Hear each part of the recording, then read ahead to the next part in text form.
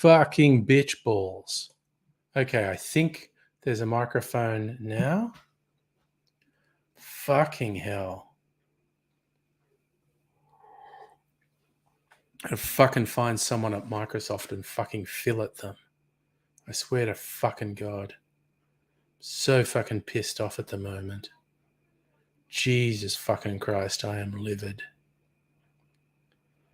God damn. Hey, Micro.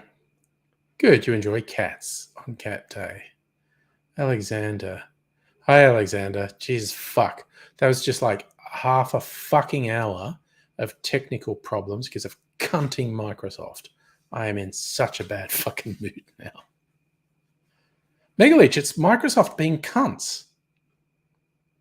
I don't fucking know. It's the 5th time I restarted the laptop. It worked. And I am literally, I don't know. Lucky I don't know anyone who worked for Microsoft. I'd fucking kill them as an example. In Minecraft. Is there any extra? There is. Probably enough for one serve. The 4-color one? Yeah, probably enough for one serve there.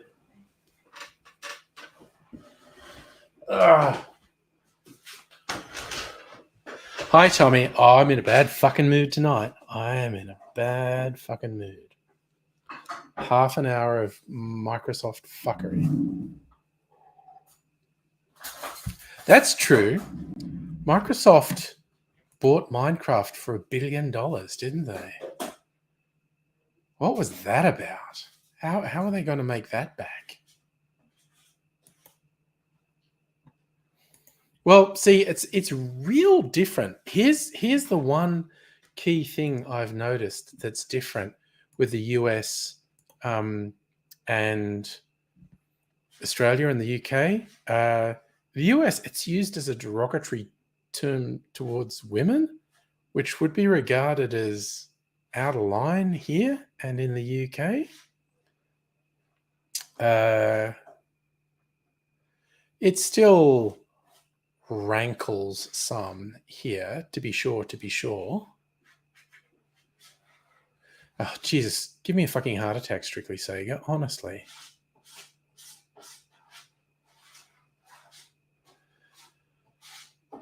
Yeah,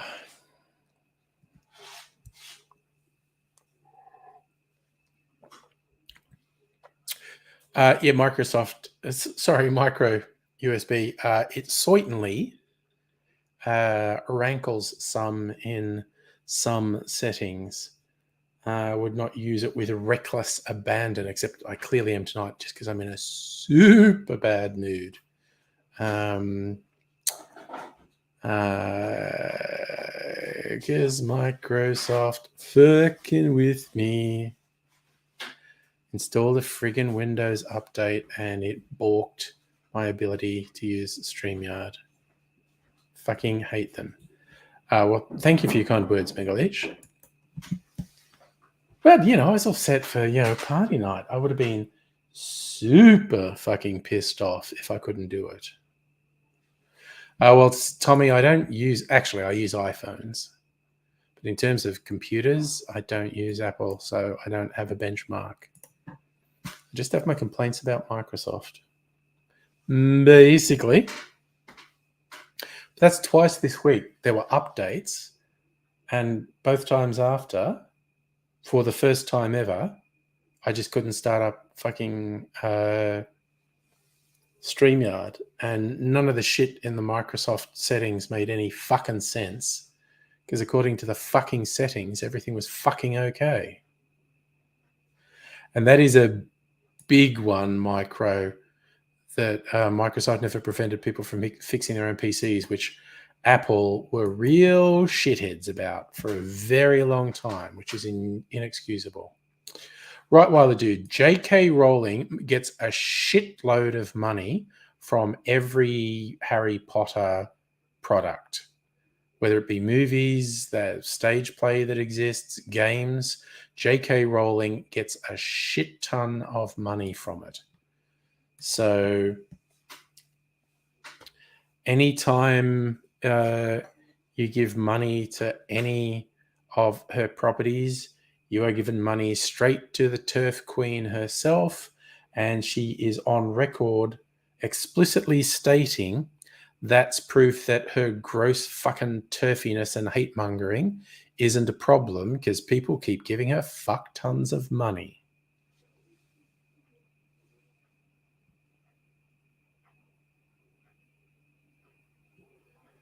And yes, Micro, Apple did definitely do some very shitty things that, to the best of our knowledge, Microsoft was not equally guilty of.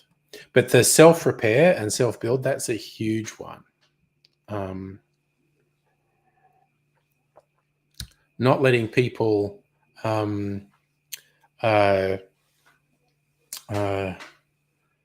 build and repair and extend their own devices is bullshit, in my not very humble opinion.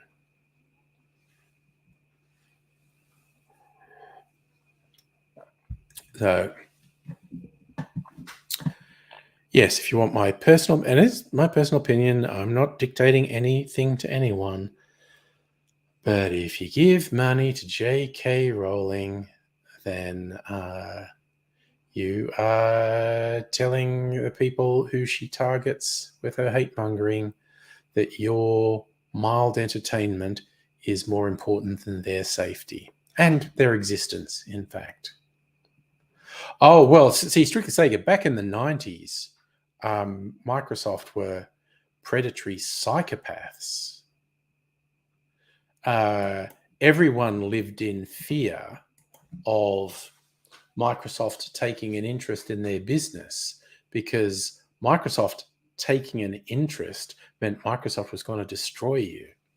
They lost that power a while back, probably when they got all those antitrust things slammed against them and they had to pay out large amount of money for their straight up criminal behavior in using their monopoly position to destroy other companies. Justin, you're really angry. I don't know if you're more angry than me after half an hour of technical fuckery from Windows. Start the stream half an hour late. Tommy, I believe that's an urban legend. I have heard it myself as well. I suspect it is not true. Great big asterisk. I don't know for sure. I don't control those systems. I feel confident that that is an urban legend, though, that if you swear to the recording, it gets you seen faster.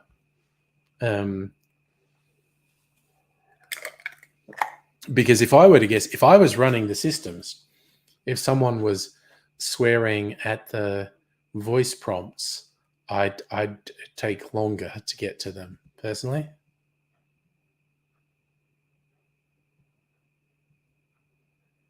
Yes, strictly Sega. The Microsoft did manage to kill Netscape Navigator, and then what was hilarious to me was there was the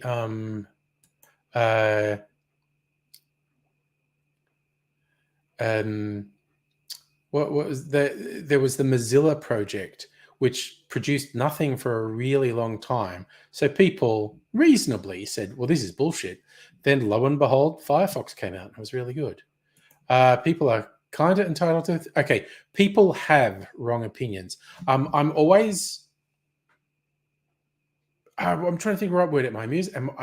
I'm confused. I don't what someone means by entitled to an opinion. It's like you can't stop people from having opinions. You can't stop people from having wrong opinions. I don't know what entitled to them means. It's like, you know, we're entitled to think setting babies on fire is a good idea. I don't know. Oh, yeah, Tommy, see what happened when Microsoft killed Netscape. The source code was open sourced.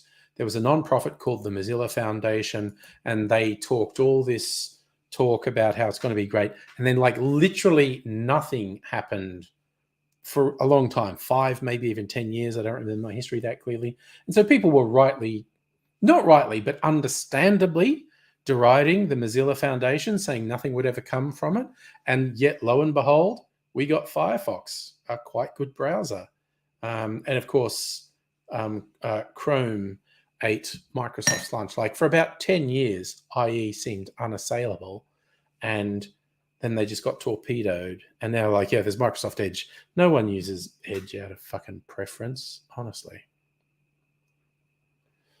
So apparently in the source code, there were a lot of fun developer notes because, of course, lots of different people work on things. And there were like developer notes like, okay, this bit of code is a kludge to get rid of this awful bit of code that just doesn't work. And I have no idea how the person who did that ever had a job in their life because it's garbage. And I don't like this workaround I did, but it's the only way I could get it to work. And there was all heaps of swearing, apparently, in the developer notes in the source code. Fun times, I thought.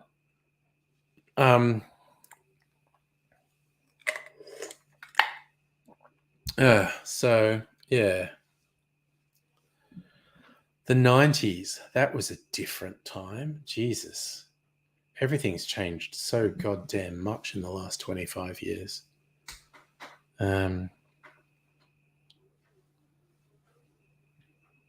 That's true, Heine. Netscape, there was the, what was the email client called? I used it for a while. Now I can't remember what it was called.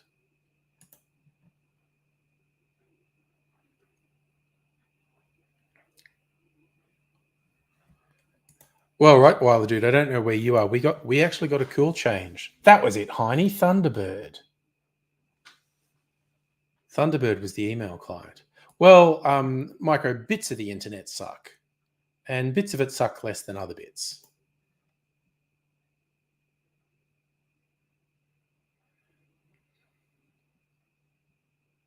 Justin, knowing nothing about your circumstance,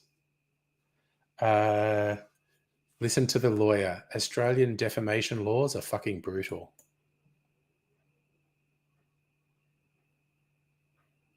Oh, Strict Sega, I don't know about you, but I remember when you simply couldn't play video on a computer. Forget the internet or anything.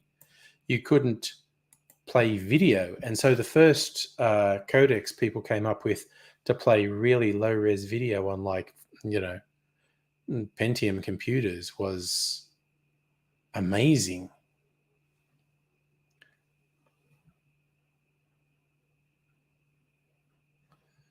So, Margaret, it's just humanity will play a huge role in the downfall of humanity. Humanity created the internet. It's just humanity. We fucking suck. God, I was about to look something up on my phone and I completely forgot what it was. Got distracted and my brain's in turmoil because half an hour of fucking stress. Oh, yes, Encarta 95. I had Encarta on disc. But yeah, yeah. It was a huge thing when we could finally play little video clips on a computer. Oh yeah, Micro, that movie. God, I need to rewatch that movie. You've Got Mail, because it's oofed. It was real different back in the 90s when getting email was actually kind of exciting, and spam was not such a thing. But it's always been there. It was on the Usenet groups. It was actually a real problem on Usenet groups. But so what's the meme? It's like someone in the 90s receiving a letter, boring, receiving an email, exciting. And now receiving an email, boring. Receiving a letter, wow, exciting. It's weird. Apparently that was less of a thing in Australia, although it did exist.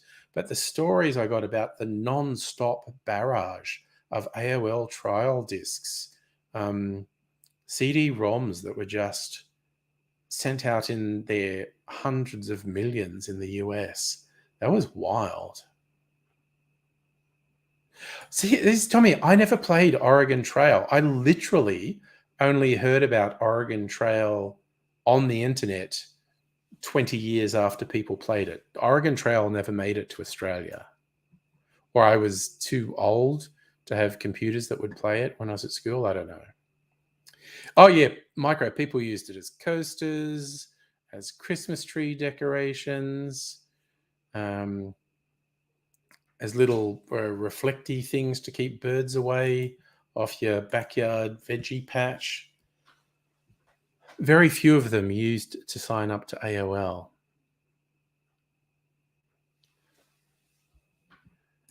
Yeah, we had the first computers I got to play on at school were Apple IIs. Did get to do a couple fun things on them. Oregon Trail wasn't one of them. There was a game called Hammurabi, which was obviously inspired by the historical figure who was reputed to have created the first laws in a society. And it was a simple sort of cause and effect game. And it was interesting.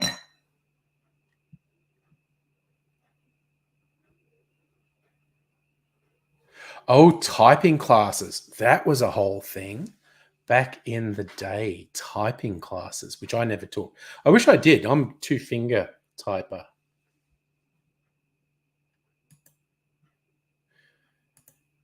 You loved Katateka. I don't know that one, actually.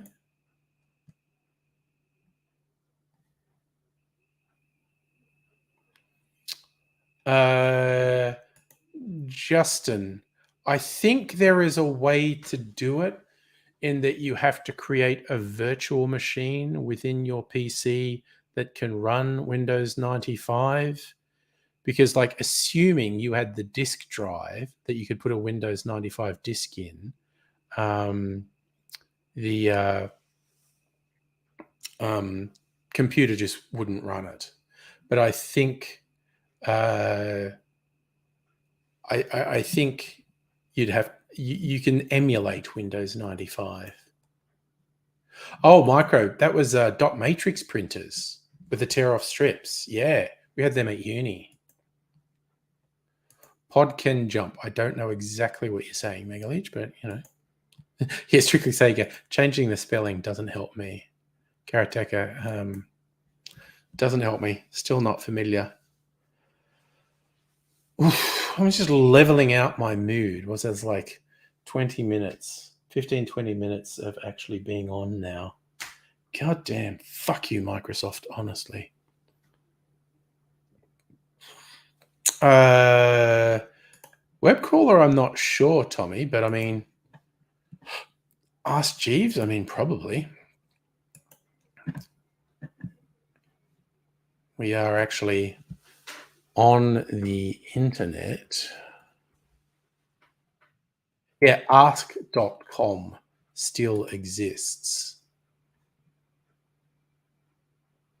I'm sure it is not even in the top 100,000 trafficked websites these days, but ask.com still exists. Yeah, Strictly Sega, I think I need another fucking drink to calm me down. Ugh, should I?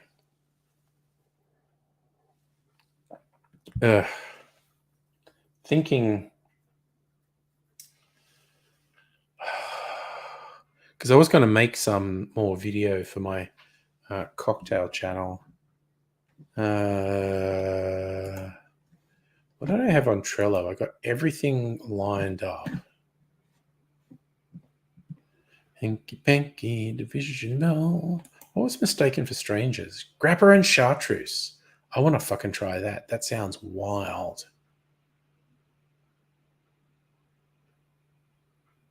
Yeah, no, that sounds wild. I'm going to make that. That's a, and I'll just double check on suggested garnishes and whatnot from my pal Simon Difford. Wait, what did he suggest making for World Cat Day? American Beauty. Why American Beauty? And what is an American Beauty? By David Embry. Cognac, vermouth, creme de menthe, orange juice, Grenadine and red wine. Okay, I don't want to make that. Mistaken for strangers. All right, just in a rocks glass. No ice in glass. I'm going to put ice in my glass, I think. Grappa. No garnish. Just put it in the glass. All right. You know what? I don't know if this just is the stress or being upset. I am going to have a wee break. Why don't I put an AIDSy video on? Because we're going to...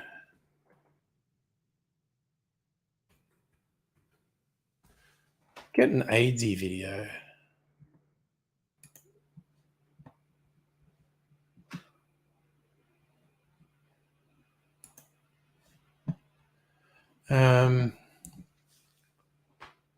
Unless you want old videos of me being in England.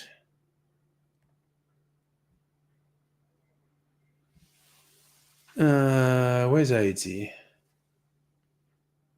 Me and AIDSy talking about visiting a sexual health clinic.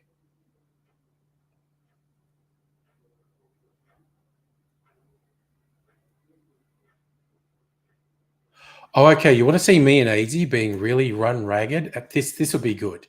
This will be me and AIDSy at White Night 7 years ago, being run.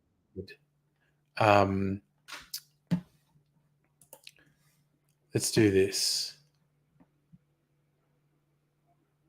And Tommy, that would be a good ad for Microsoft. We make you want to drink. Definitely. Okay. So I've got to present this. Share the screen. Share that audio.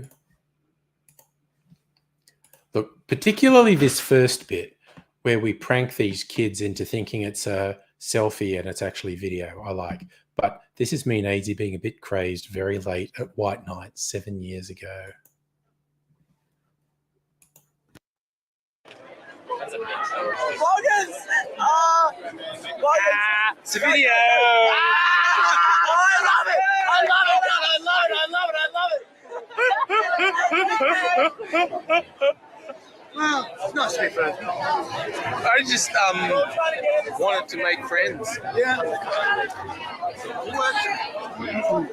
And the camera does that. Someone stepped in it. What? And then it's Dalek-like attached to my chest. I love that. So, Like this weird anime thing attached to your back. Like Yeah. Kind of weird. you are. It's like It's gross. scientific railgun. What? Don't worry about it. They'll know. They'll know. Look it up. They'll know. Alright. It's an animal. Kids will dig it. Like the kids. The kids. We're down with the kids. Throw a gang sign.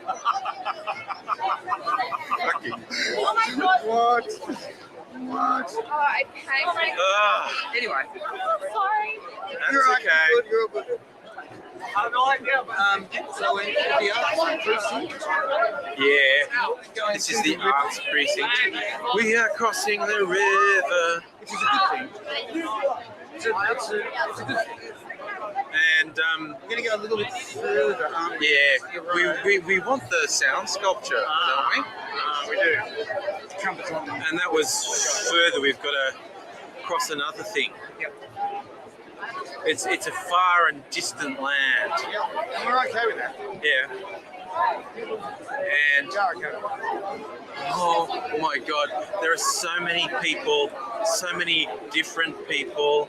And family in front with little baby, and I swear to God, I thought he had a little head growing out of his shoulder. He's got a homunculus.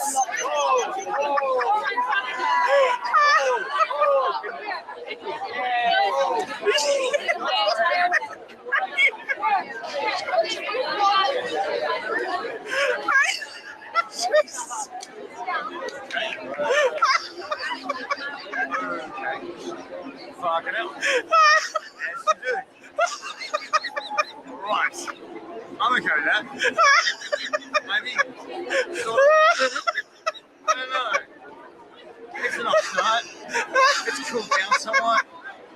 Oh, I think people are staying the fuck away from me now.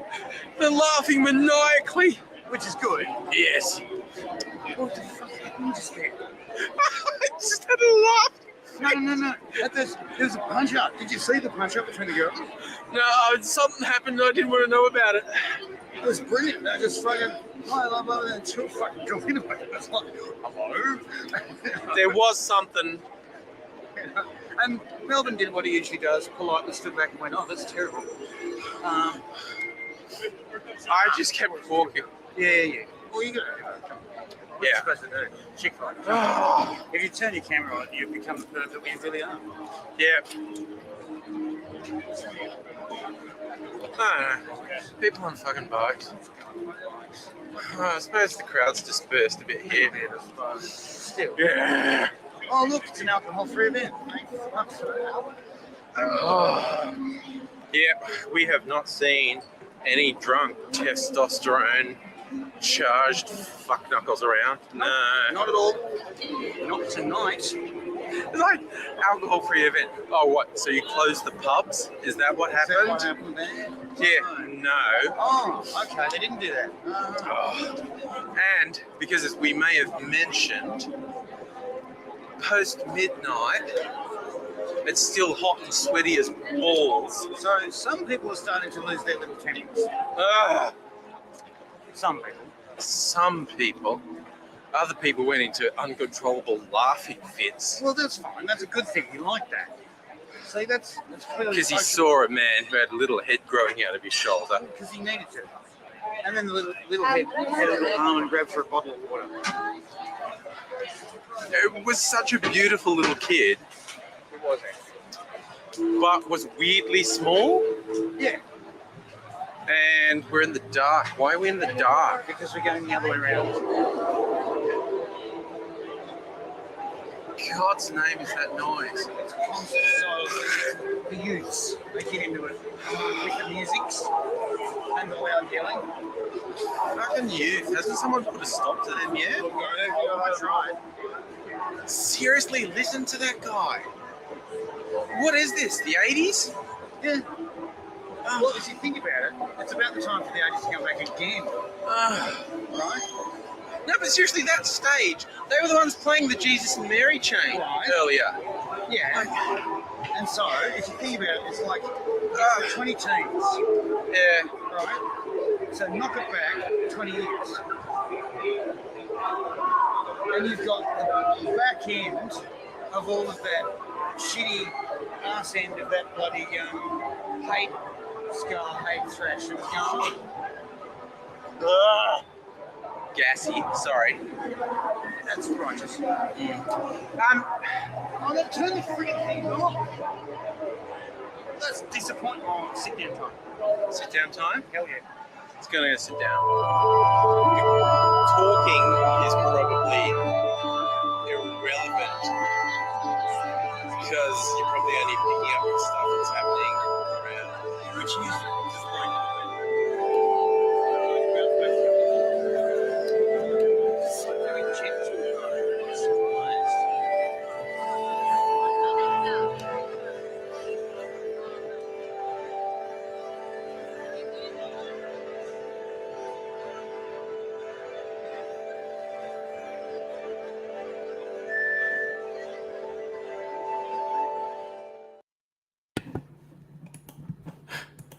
All right, so that's oh goodness me, oh dears. Okay, so that is friggin' White Night, an arts festival that was happening 6 or 7 years ago. Yeah, Tommy, that was probably my previous video camera, plus also YouTube lent itself to better quality uploads as well in the intervening years. That's from 7 years ago. So yeah, that was post midnight craziness at White Night. All right, so while that was happening, I got everything together for the mistaken, which is pretty easy to make. 1 ounce grappa, 1 ounce green chartreuse, half an ounce lime juice, a third of an ounce sugar syrup.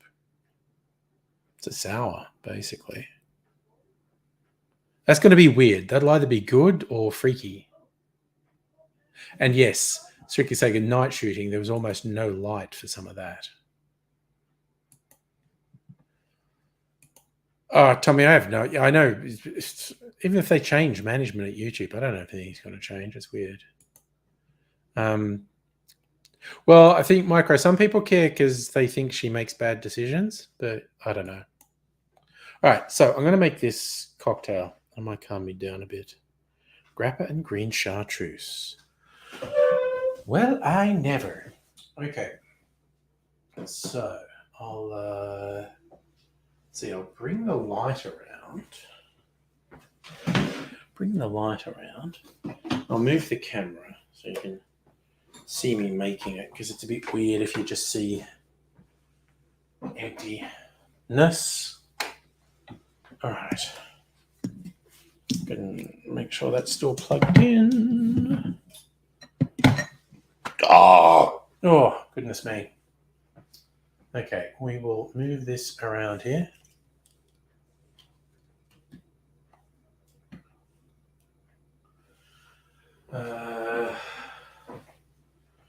Right, my little glass there. Turn this light on. Line up on my shaking glass. Right, try and get the video squared away.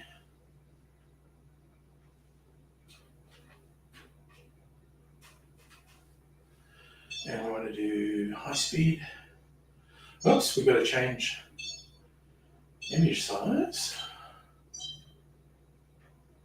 Go on, camera, you can do it. Now we do high speed mode. And we're good. Actually, yeah, that's good. That's good. It's all good in the hood. Okay, let's get shiz ready. We get grappa.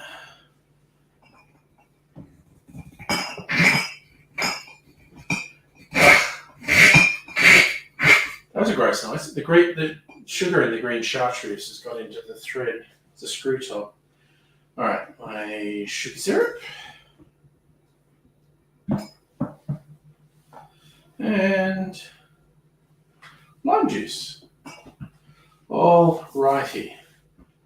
Let's put some grappa in the jigger. All right. Let's do that.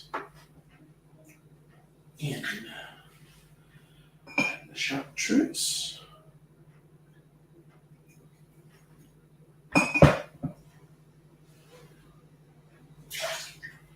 Chartreuse.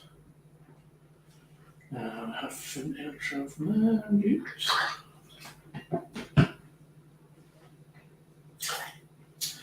And a third of an ounce of sugar syrup.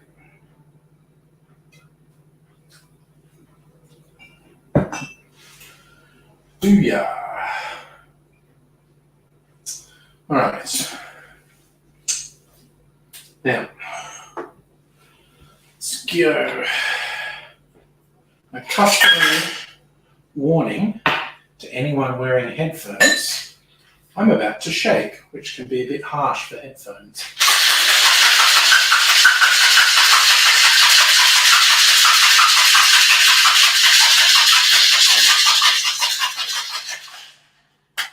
That's probably enough.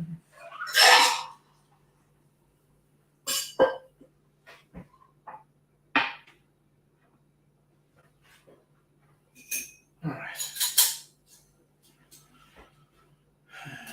Pour.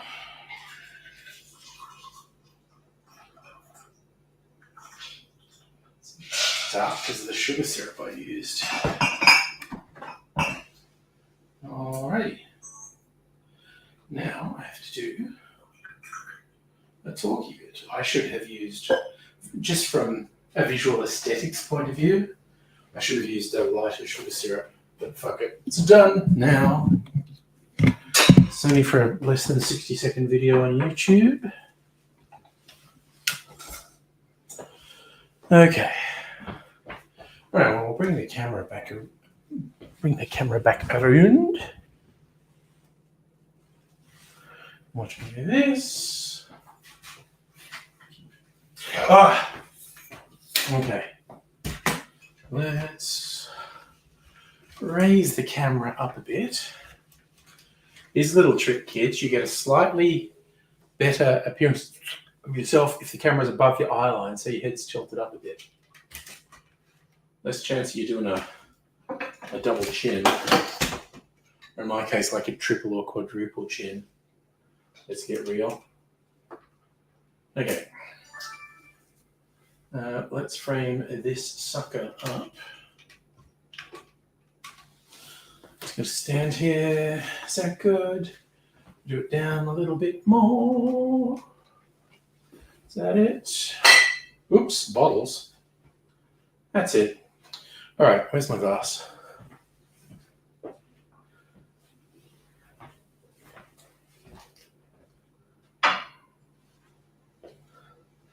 All right.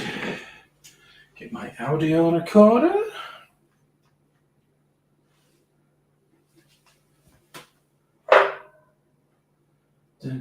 Start up, audio recorder. There we go. Come on. You can do it.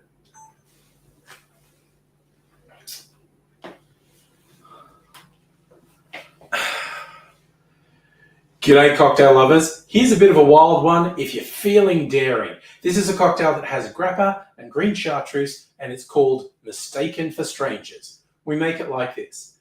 In your shaker, you put 1 ounce or 30 mils of grappa, then 1 ounce or 30 mils of green chartreuse.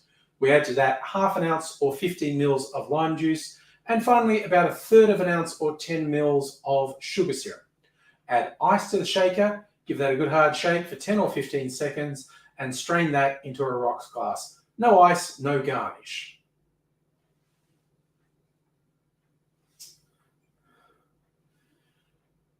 Now, will these ingredients be mistaken for strangers?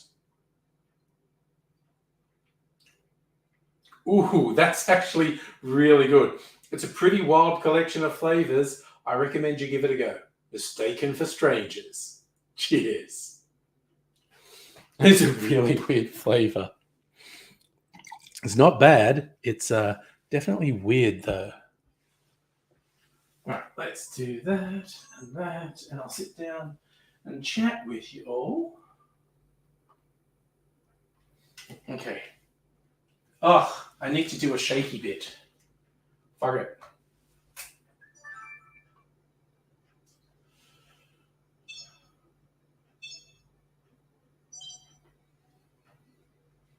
Fuck it. Where's my cocktail shaker? Just going to do a fake shake to camera. For my editing.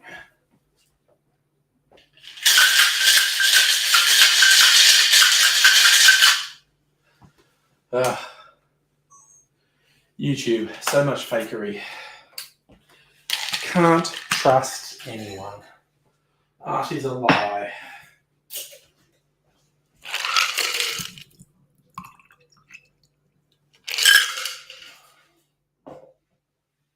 Mostly water I'm adding to the cocktail there, but that's okay.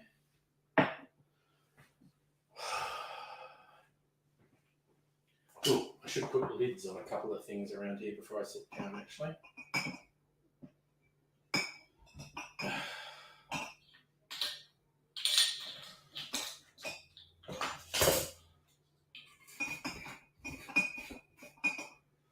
Oh. Okay. Now I'm going to sit down. Hey, Greg. How's it going? Oops. There we go.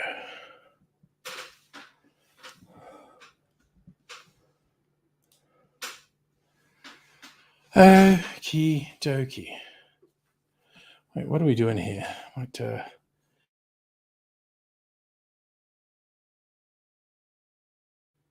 oh.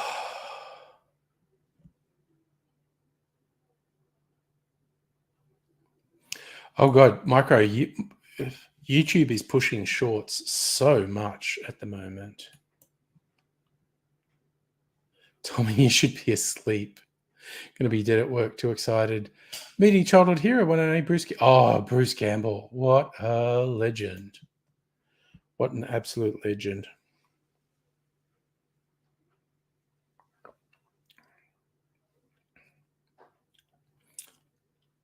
Man, that's actually pretty good. It's really interesting.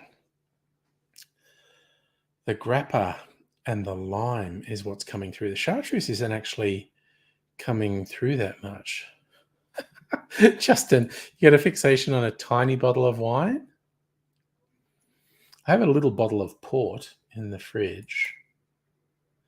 And I have tiny bottles of scotch. Tiny little bottles of scotch. How much do they hold? 30 mils. Did a taste of them on another stream and I haven't used them for anything. Wait, what are these ones? These are Irish? Oh God, there's still quite a lot of the Irish as well. Ugh, good decide, am I going to do any more cocktail videos tonight? Tornado, the low budget version of Twister. Did Bruce really do a Twister knockoff? Nice.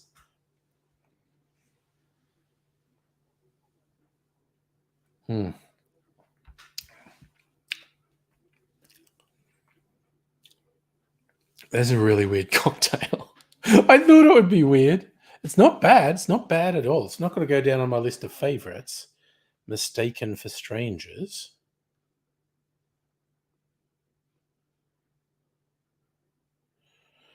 But we move that from the to do to doing. Now, I might make a painkiller old-fashioned tonight. Maybe. So Ernie Hudson is also in the movie. Okay, Megaleech, rating.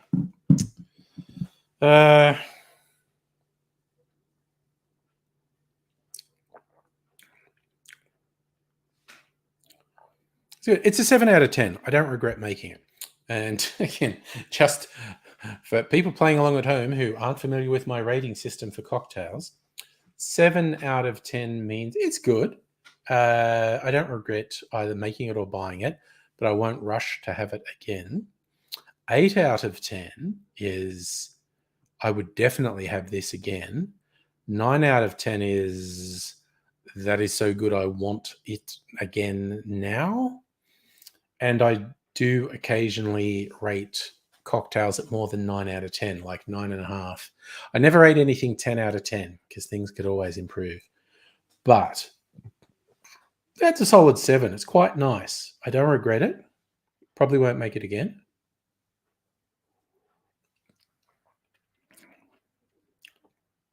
Seven and a half, actually. As I taste it, it's gone up a bit. 7.5.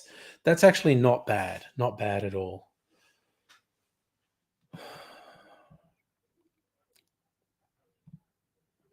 God, strictly saying you're pulling these things out. Bruce Campbell did a movie with a Russian dude from the original Star Trek. It's called Moontrap.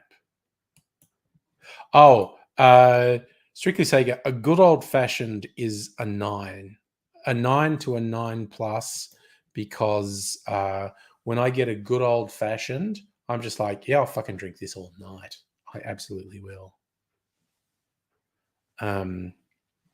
Old-fashioned and old-fashioned variations tend to be my favorite.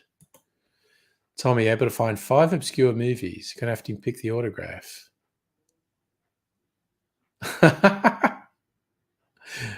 Took you 20 years to find the first movie Bruce Campbell directed. Oh. All right, so you know it too, Moontrap. Don't take crap from machines. See, you're all a mad Bruce Campbell fans. I like Bruce Campbell. I have no idea of all these things he did, though. I mean, because I was young in the early days of home video, where movies like Evil Dead, Evil Dead 2, Evil Dead 3, they were huge.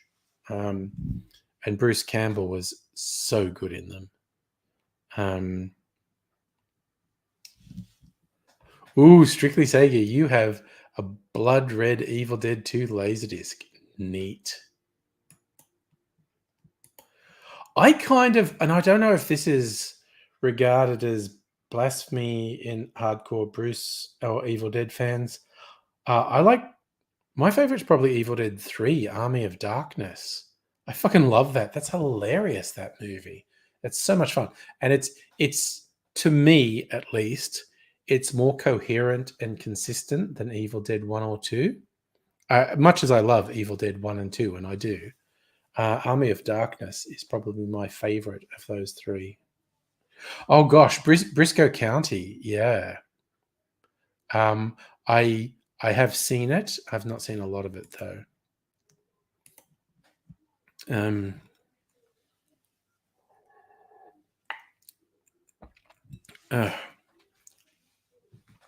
What? It's like apple. This is the weirdest thing. I think it's like the chartreuse and the grappa have come together.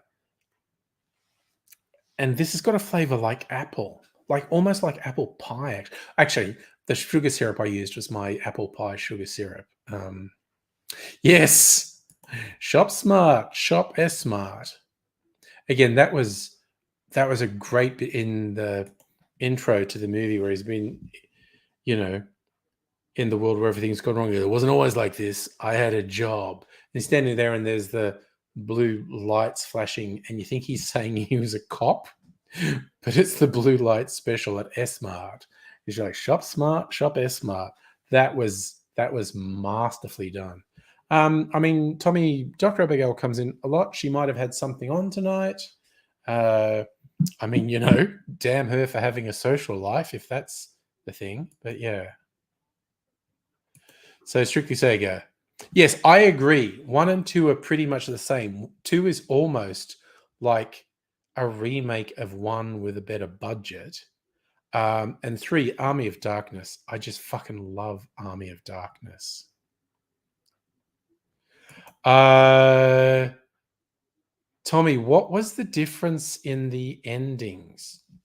Because I'm pretty sure I've seen both, but I can't off the top of my head remember. Because I did see Army of Darkness in the cinema, so I would have seen the original version, and I've had it on disc and stuff, so I've probably seen thing. Yeah, I don't remember what the difference is, but yeah. And yeah, I got to say, that shot you saw in the video I shared you, me and AZ at White Night, me walking around with the camera on a monopod, that was very much inspired by Sam Raimi and the way they bodged up Steadicam shot in Evil Dead. So let's strictly say, yeah, you're going to rewatch I Am Legend. Oh, the director's cut ending is so much better than the theatrical release. So much better. Balloons in the US. Oh, it's just, who the fuck knows? It's some ridiculous bullshit, those balloons getting shot down. And the director's cut, he sleeps too long, wakes up in the future. Yes, I have seen them both. One where he's in a wasteland and one when he gets back to S-Mart. And but when he's in the S-Mart, a Deadite attacks him in the S-Mart, doesn't she? I think like a female Deadite attacks him. Yes, okay. So, spoiler alert for a 20-year-old movie. I Am Legend. The theatrical release resolves, and the theatrical release ending is fucking bullshit. The original finish was the way they meant to do it, but apparently, I don't know, it didn't test well or something, or the studio didn't like it.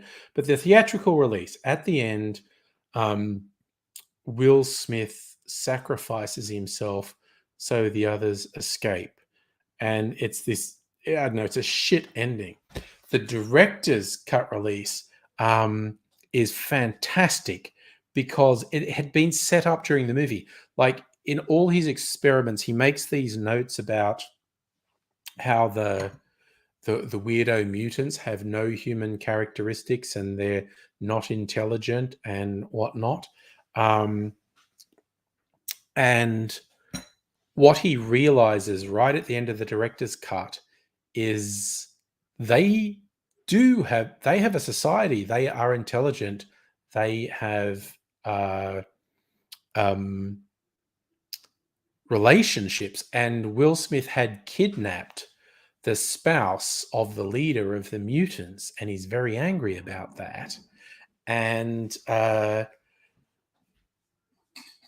I Am Legend bit is when he finally realizes they are not soulless monsters. They are changed, but they still have identities and relationships and whatnot. And they're in his lab, and the pictures of all the mutants that died in his tests. And he's looking around going, oh, wait, I'm the monster. I'm the monster. I have been kidnapping them and doing experiments on them that killed them. And they have been telling each other that I will snatch them and kill them. When I snatch someone, they never see them again. And in this case, he had snatched the spouse of the mutant leader, which is why they were so dead set on getting it back. And they don't kill him. They don't kill him. He says, he's like, I understand now. And he lets the one he's been experimenting on go, and they all leave. And it's so much better because that's what I Am Legend means. It's like he understands, I am the story they tell each other at night. I'm the boogeyman. I am their legend. I'm the one who will take them away and they'll never be seen again. And what I took from that is American audiences would rather see their hero killed than see their hero be wrong. That's what I took from that. So, yes, now apparently they are, and people are saying it's because of the success of The Last of Us, they are going to do an I Am Legend sequel, and they're going to base it on the director's cut ending that Will Smith's not dead. So, hey, Safa, how you doing? Tommy, I have no idea what Night of the Creeps is. I love you and Strictly Sega. Between you, you're in, you're big in the schlock movies. Oh, Beamoth, hello. Okay, you like my insight. Well, that's how I took it. That's how I read it. How I understood it, they originally shot the ending where Will Smith's character realized he was wrong, and the mutants they were intelligent, they did have relationships, and all his assumptions about them were wrong. And the thing of I Am Legend is he was actually like the boogeyman to them. They told stories about them. And but yes, that's my hot take is why they chose the ending where Will Smith sacrificed himself as opposed to the ending where Will Smith was wrong but lived, is they came to the conclusion that American audiences prefer their hero to be dead than to be wrong. Safa, I slept great because I was doing what's called, I saw someone online call it super cooling the house. When it's going to be hot the next day, overnight when it's a bit cooler, actually push your air conditioning to much cooler temperatures. And so in the morning, the house has been way cooled down, and then you can put your aircon back to the normal temperature. So as the day heats up, the house has been really cooled down, so it survived better. Worked really well. Musical Aviator coming home from Melbourne Conservatorium Brass Festival Day 1. Nice. Okay, I'm glad you're on board with me, Beamoth. I like that. So, Tommy, when you were in high school, you were dubbed the movie guru. You introduced many people to Evil Dead. And Strictly Sega, you did a whole week's very fancy Paul Bartel cinema experiments. Sega Cinema, Class Struggle of Beverly Hills. Oh, scenes from the class struggle in Beverly Hills. I vaguely remember scenes from the class struggle in Beverly Hills and eating Raoul. Vaguely. Yes. No, I know, BMoth. I know you were talking about the movie ending, and I ended up talking about aircon cooling. Where I live today, it got to fucking 40 Celsius today, but it wasn't that bad in here. I don't think it got above about 25 inside the house. My air conditioning worked, but the cool change came in earlier than I expected. There were a couple spots of rain. There were literally only spots. It didn't rain properly. What is it now? See, it's under 20 now. So the cool change really came through. You have angry Bill. Bill Burr's pretty fucking angry on his own. I don't know. He needs me to influence him. And it's only supposed to get to 23 tomorrow. Cool change. And they're predicting hot at the end of next week, but I don't trust predictions a week out. We'll see what they're predicting halfway through the week. Tommy, it's freezing where you are, but you work in a cooler, so you're used to it. Fair enough. Oh, Safa, I was having this discussion with my team on it. We have team chat and talking about the heat. And one of my team members, oh my God, Shadow's meowing really loudly again. She did not like when I picked her up and brought her in on the stream last night. She was not impressed with that at all. What is she trying to freaking do now? I think Mrs. Angry's going to check on her. Mrs. Angry said she was out in the yard today before it got really hot. She was watering some of her plants in the garden.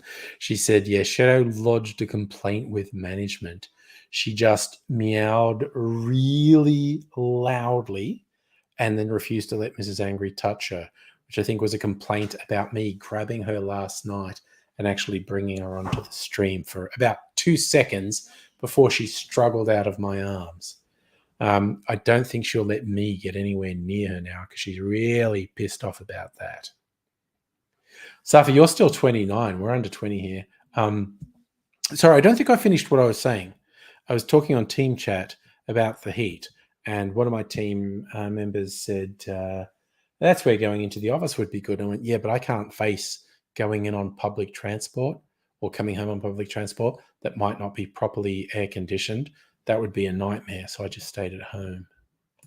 Tommy, you heard the meows? Shadow meows so loud. She's just so insistent. But I don't know what Mrs. Angry did, but it quietened her down. She's a ridiculous little cat, is Shadow. I don't think I'll make any more videos tonight. I was just have a few planned. I cannot be fucked. It's only 9:30, but I don't want to. I'm several days ahead, and I've recorded 2 videos tonight. So videos through to about Tuesday. Even if I upload, I don't have to upload them every day, but I kind of have been lately. I do 2 or 3 shorts, then 1 longer video, then 2 or 3 shorts, 1 longer video, and this is on my cocktail channel, not on the Angarazi channel. And that's the whole thing. And no, Safa, Shadow did not meow as much before Mimsy. I think Mimsy was like bullying her. So you can say one thing has changed. Back at 80s and 90s, we had next to no aircon on trains. Abso-fucking-lutely. Holy shit, when I moved to Sydney, late 80s, early 90s, they still had the old red rattlers. The really old trains from like the 1950s. There's a whole thing. Opening windows on trains. You can't open windows on trains now. You can open it on some trams, not on all trams, on some trams. Oh, fuck no, Safa. We did not. I'm fucking old, dude. Unis didn't have internet till the 90s. I was at uni in the 80s.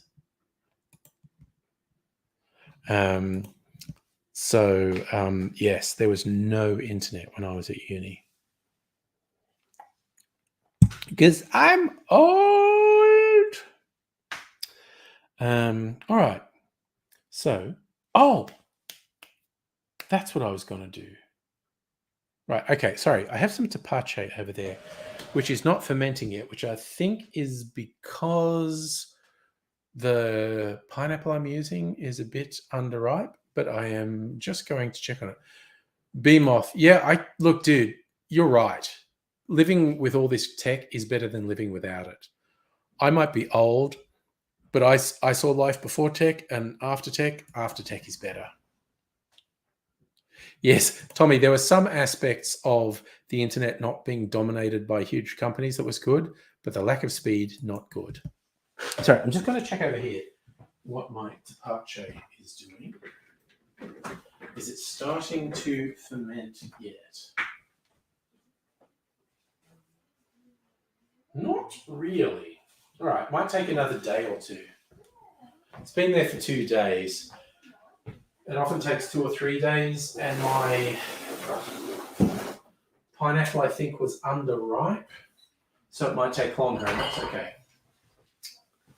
So yeah, fun thing. If you've never heard of tapache, it's a simple thing to make, and I did it because there were cheap pineapples in the supermarket. Oh shit! God, stuff. Sorry, just weird shit just happened to me just then. So tapache is really simple. You just dissolve brown sugar in water, and then you put the peel, the rind, whatever you want to call it, from pineapple in it. And there's yeast in the pineapple rind, and the yeast reacts with the sugar and ferments a little, just lightly, if it works. And so it gets a little bit effervescent and just a little bit alcoholic. Like, if it works, it's about as alcoholic as a light beer, so like 2% alcohol maybe. And I put a cinnamon stick in there as well for flavor. But it's not bubbling yet, so it's not fermenting yet.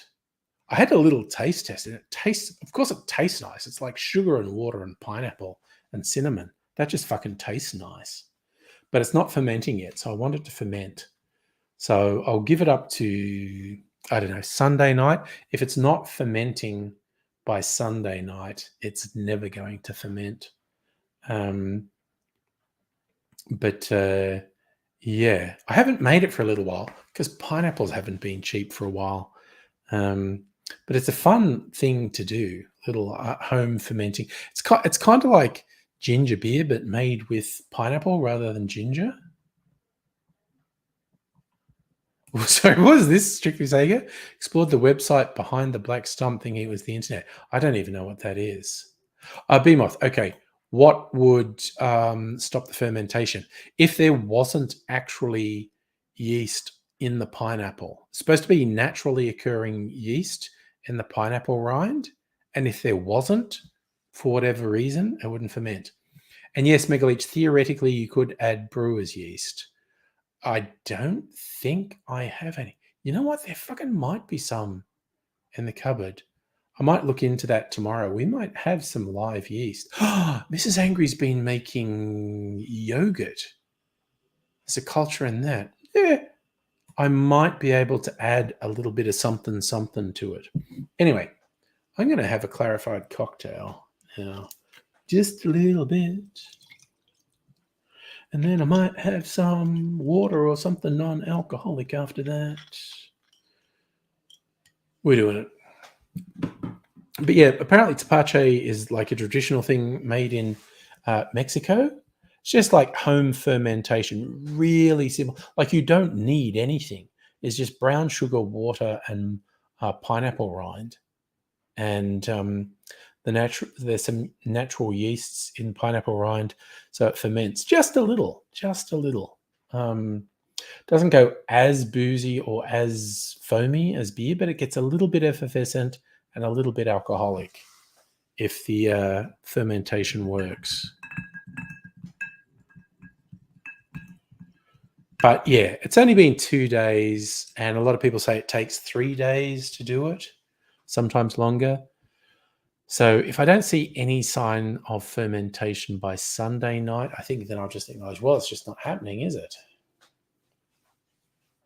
But even then, because it's all sugar, I could add some brewer's yeast on Sunday and it would ferment.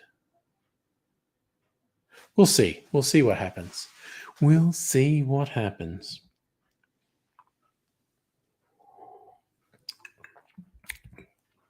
It's the whole thing. So yeah, I was like, use the whole buffalo thing with the pineapple. The rind is in the tepache, and then I juiced the meat of the pineapple by using a stick blender. Doing a masturbation thing. No, I was using a stick blender. I was not jerking off. I juiced the pineapple by using the stick blender, and then there was this pulp left behind, and I added some sugar to that, and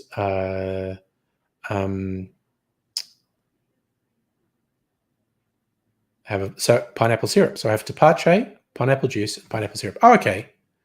I was actually thinking that as I said it, Megalite Shogut bacteria doesn't produce alcohol. I don't think I'm going to go out to buy brewer's yeast just for this. So I guess with the tepache, it's either going to ferment or it's not. Even if it doesn't ferment, the flavor's going to be there. Like by Sunday night, the pineapple and cinnamon will have been in the solution for 4 days. So even if it doesn't ferment, it's going to taste really yummy. So I'll either have it as just a drink, very sugary drink. I might add lemonade to it or something. Or here's another thing I might do. I don't know if baker's yeast will do it. I have some baker's yeast somewhere, I think. Yeah, I have bread yeast here. Or at least I did. I don't know if I still do.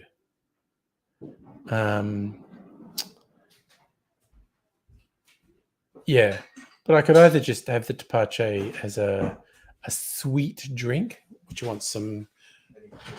All right, I've got stuff covering the fridge. What, you want the cider? Yep. All right. I'm blocking the fridge with all my gear, so I'll just move it.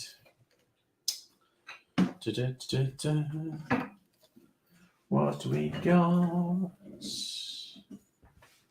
Ooh, wait, there's so much stuff in here now. All right. It's your breakfast.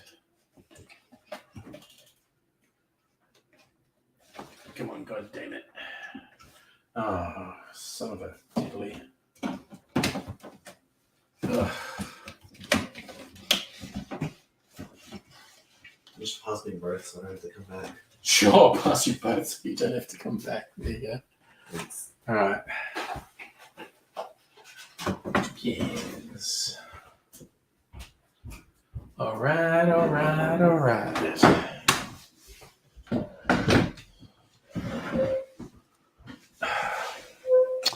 Do.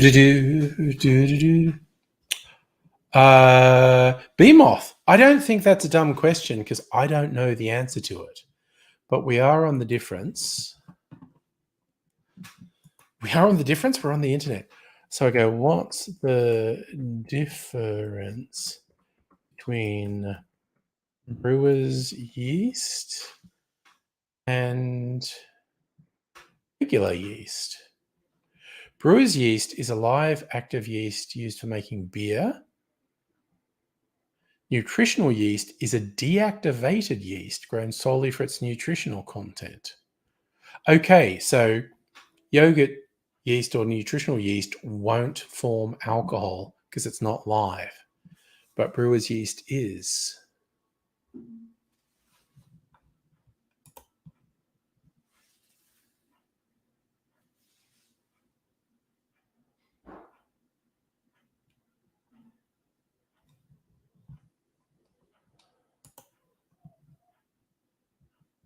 But this says you can use baking yeast for brewing.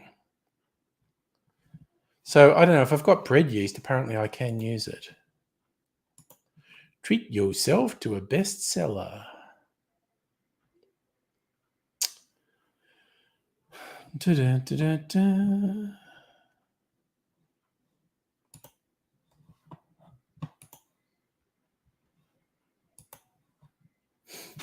So yes, apparently I could use bread yeast to ferment my tepache. And I used to have some because we were making bread at one point. So Tommy, you found out using half a beer in pizza dough with the yeast. Yes.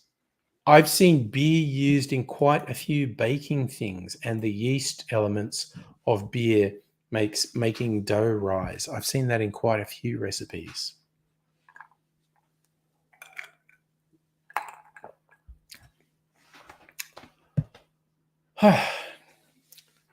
So yes, I don't know. I might look around. I guess I've still got the bread flour up there. Maybe I've still got bread. Still got bread yeast somewhere. Okay, it's not even 10 o'clock. Jesus. Yes, my next drink definitely should be non-alcoholic. Maybe water. Ugh, now I'm feeling a bit sweaty. I don't know if the air conditioning switched off or something. But it shouldn't because it's really cooled down. What's the temperature now? Maybe it's just the alcohol consumption that's making me feel that. It's under 20 now. There's no way I should be.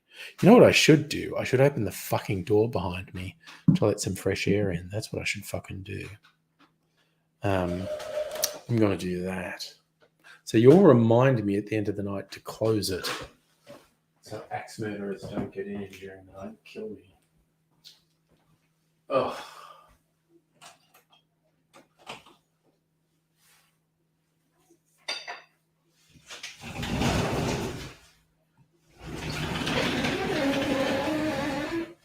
Cicadas aren't even making any noise out there. They were probably speaking too soon. They'll probably start up. Also, just opening that door. Remind me, I had a blood test this morning. That was literally just because the weird pain I had in my leg. I went and saw a doctor and it's kind of like, okay, probably nothing big. And he's going, oh, you know what? We should do bloods. Do your bloods, which is a great term. Do your bloods. Just to give me standard tests on things like cholesterol and various other things, which I just expect to get bad news from. But I had a blood test this morning. So can you see? Yeah, like I've got my junkie bruise on the inside of my arm from where they did the blood test, bleeding under the skin. The nurse who did it was great. I almost didn't feel a thing, and I fucking hate blood tests. And I almost didn't feel a thing when she stuck the needle in there. So it was good. She was good at it. But yes, I do have the junkie bruise on the inside of my arm. Tommy, you don't know what pisses you off about Microsoft. Stuff only works when it wants to. And Steve from Microsoft calls you when it's a scam. Arnie, you had one too. Bruises the 10th. So that's actually a slightly big one, honestly. It didn't bleed much. Like, you know, I had the little cotton thing on and stuck it, left it there for hours. When I took it off, there was only a teeny spot of blood on it. So there's a lot under the surface, quite honestly. That's okay.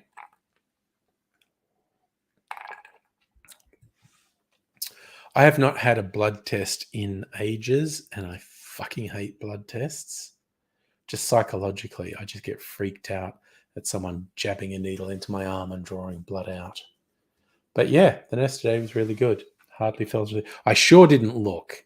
Because, you got the option, you're just there, and you could go, oh, they're taking blood. Or you could go, I am paying no attention, and I'm literally doing a fucking Buddhist mantra to distract myself, going Om Mani Padme Hum, Om Mani Padme Hum, Om Mani Padme Hum, which is a relaxation mantra. Oh yeah, Tommy, I have to look away. I would not do well looking at it.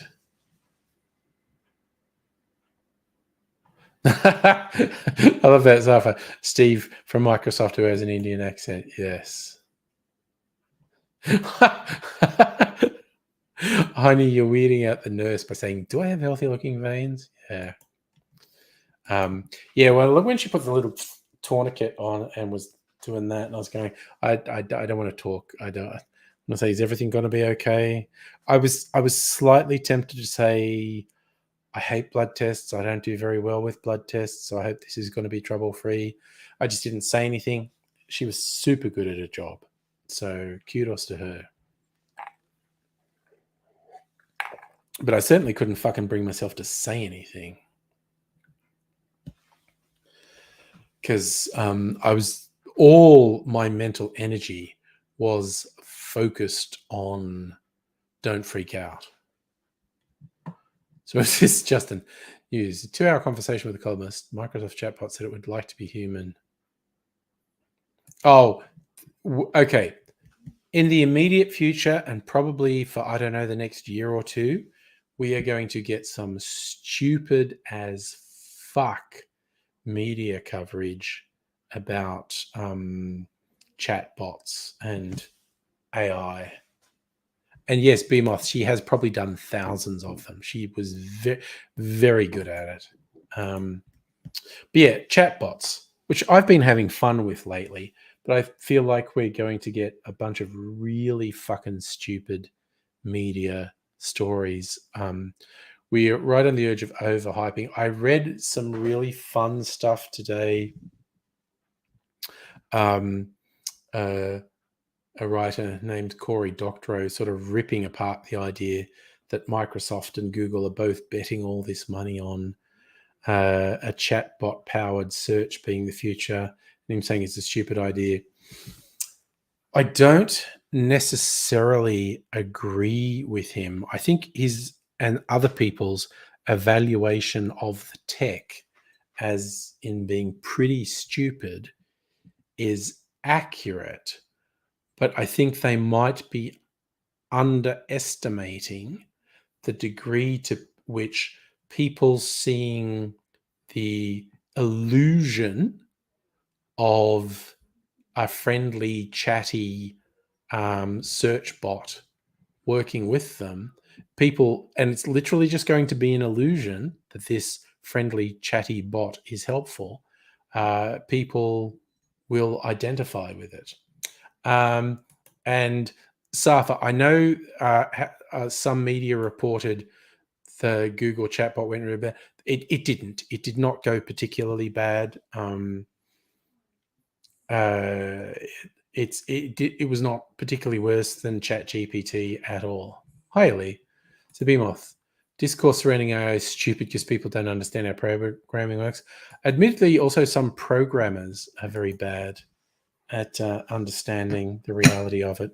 Like that idiot Google engineer who's going like, oh, the chatbot's alive. It's got a soul. It's got a will. No, it fucking doesn't. It absolutely fucking doesn't. But I did read one article today that was published in the New Yorker, and it was a very interesting take. It used a very good analogy. It said chatbots are the blurry JPEG of internet content, because the chatbots are not creating anything new. What they are doing is trying to synthesize already published information on the internet and put it into coherent form. And this writer was equating that with the way JPEGs, if you repeatedly save JPEGs, because they're a lossy compression format, more and more artifacts get built into the JPEG, and they get blurrier and blurrier, chunkier pixels. And chatbots are that, but for text. And that I thought was a very interesting analogy. And hello, Hellshade, by the way. Yeah, tell me how I get the joke. It's a good joke, though. Do you want Skynet? That's how you get Skynet. But yes. So yeah, again, Cory Doctorow is a writer I like. And I think his estimate of the tech was probably correct. But I think he is possibly underestimating the degree to which people latch on to shitty tech and anthropomorphize it. But yeah, that analogy of chatbots being the blurry JPEG of internet content was a very good analogy, I thought. Oh God, Beamoth, wasn't it? Was it? It was only a year or two ago. I don't know. It was feels like it was quite recent. Microsoft released that chat bot that didn't have limiting parameters, and within about 24 hours, 4chaners had turned it into a Nazi. It was fucking hilarious. It's just like programmers underestimating human nature. Pretty wild. And that was also something that I personally found genuinely funny. Internet trolls turning a Microsoft chatbot into a Nazi. I don't know. That was to me, that was just objectively funny. Maybe I laugh at the wrong things. I don't know.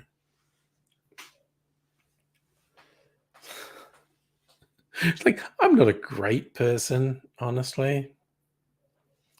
Tommy, that's a good way to put it. Want the internet to have the intelligence of a sex doll. Oh God, that was that Joss Whedon series about homicidal robots, and they all came out of tech companies trying to make better sex dolls. And they became self-aware and started murdering people. Womp womp. It was called Dollhouse. That's right. It was called Dollhouse. It was actually pretty good. And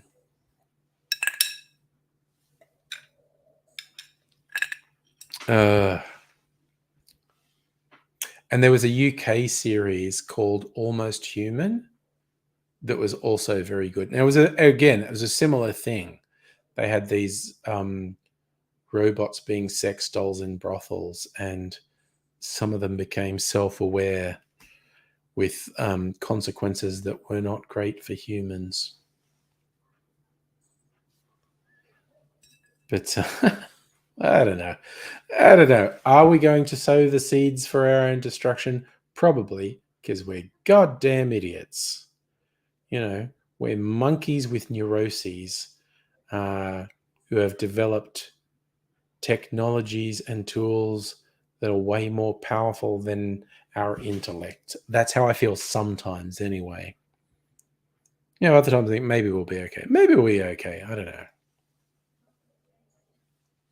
Oh, Miglish, you got a synopsis of Dollhouse.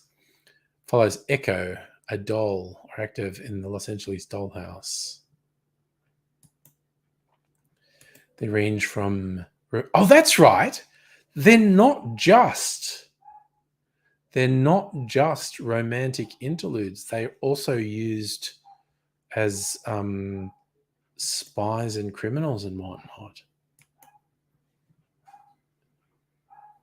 Like, is it dog barking? I don't even know that any of my neighbors have a dog. Beamoth. Westworld, the TV series, I think is actually pretty good. Mainly because it fucks with your expectations. Like series 1, you kept expecting it to be like the movie where the robots rise up and fight the humans. And it wasn't. It was a whole different idea. But then the second one was about the robots rising up, but you thought it was going to be about a global war, and it wasn't. And it's kind of like they set an idea in your head. That's what this season was going to be about. And then that season would not be about that. But the subsequent season would be about that.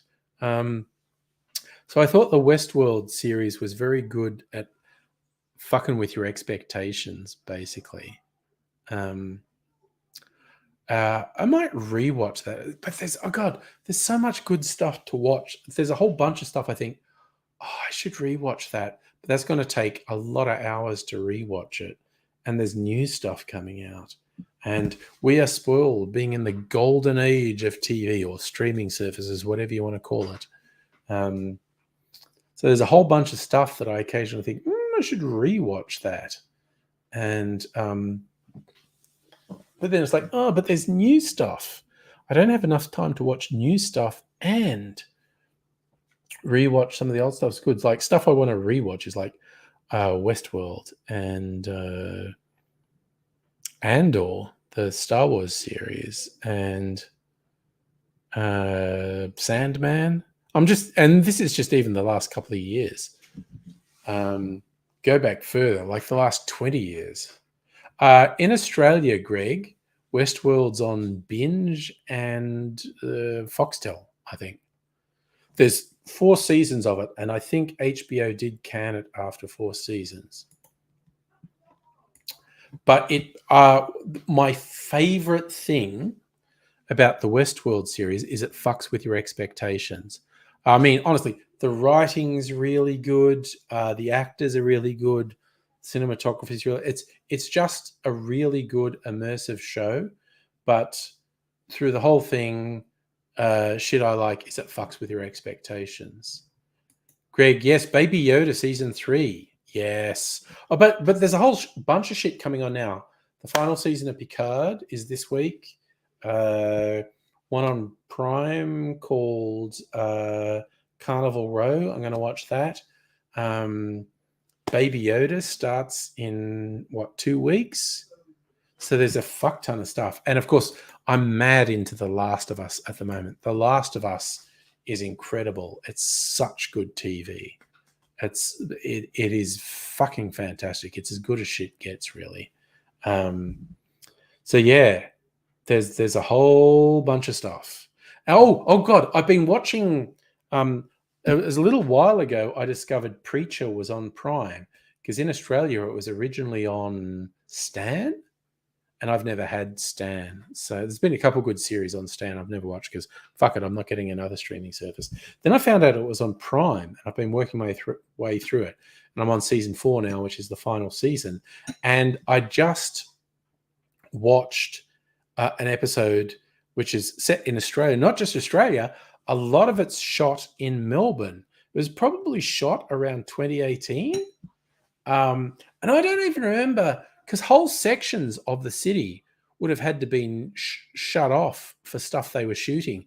And I don't even remember. Yeah, Greg, I've been watching Preacher on Prime. I'm halfway through the final season. And I watched the episode shot in Melbourne, and it's like, oh, there's Fed Square. There's Flinders Street Station. There's Queen Vic Markets. There's South Bank. Oh, look, they're having a high-speed chase past a tram. And it was fucking trippy seeing Melbourne. You know, they were in Hosier Lane at one point with all the graffiti. It was trippy, and I was going, I don't remember any news stories about the Melbourne CBD being shut down for these shoots, because they would have had to shut down whole sections of the CBD. Tommy, I think Stan's still running.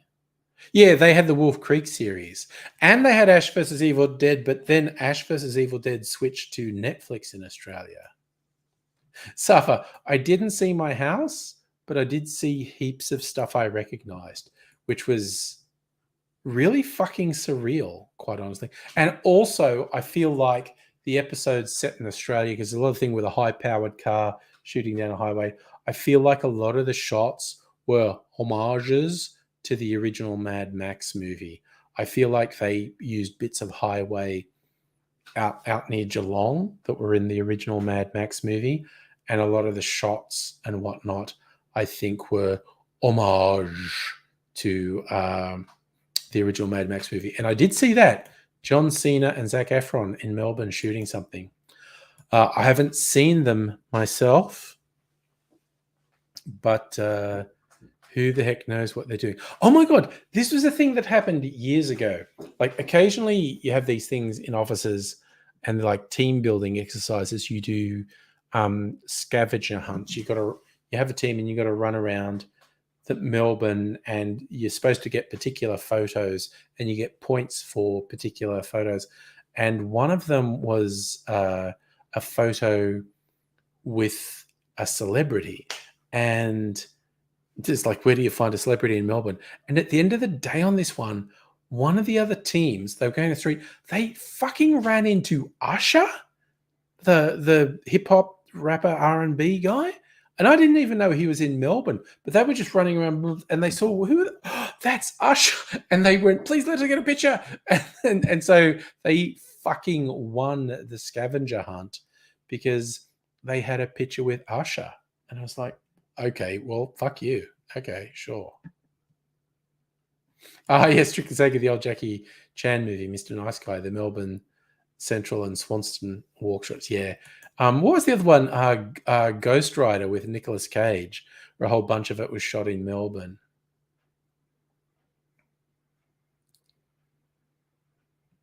So, if you're asking me what year was Preacher shot, it was probably shot in about 2018.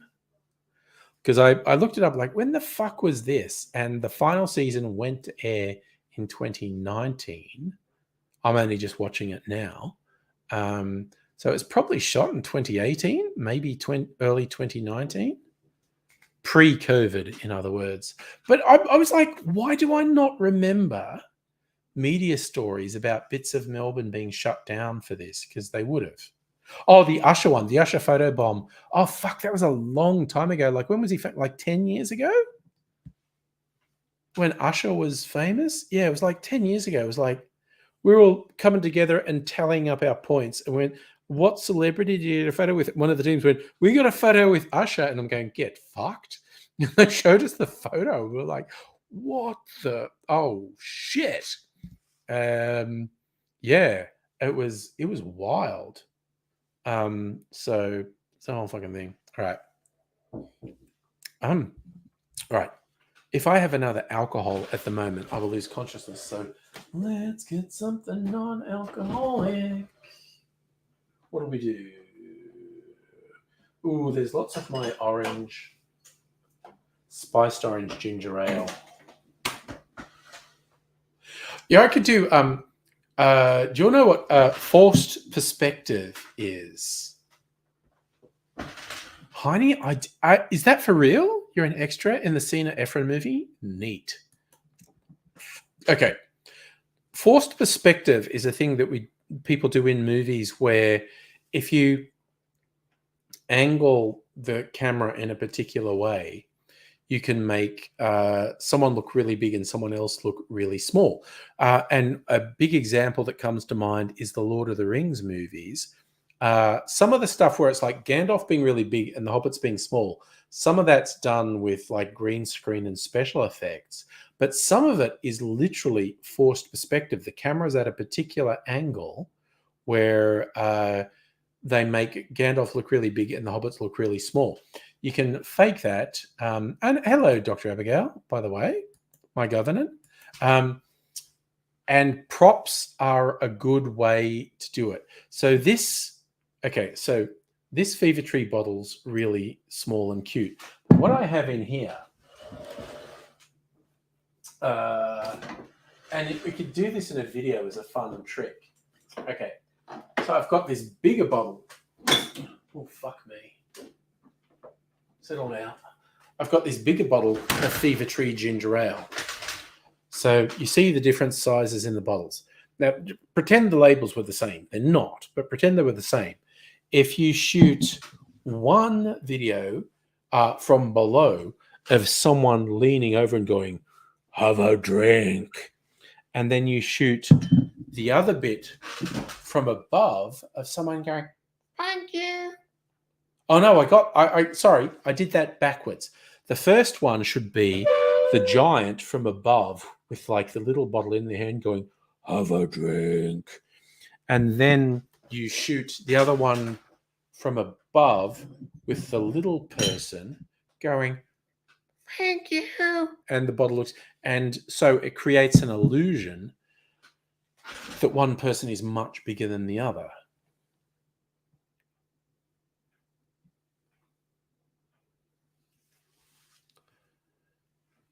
So, all right. Oof. Now, I've had this for ages. I'm actually kind of tempted to just have the dry ginger ale.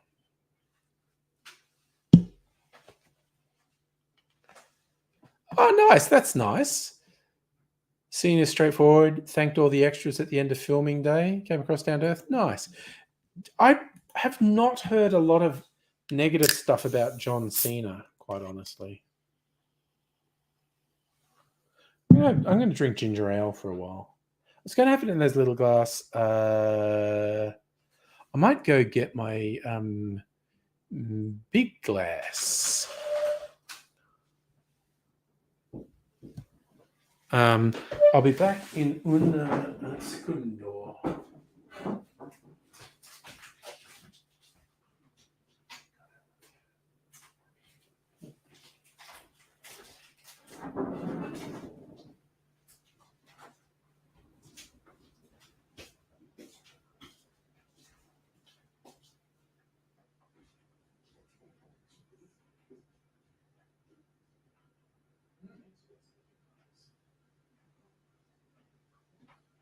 Oh, come back.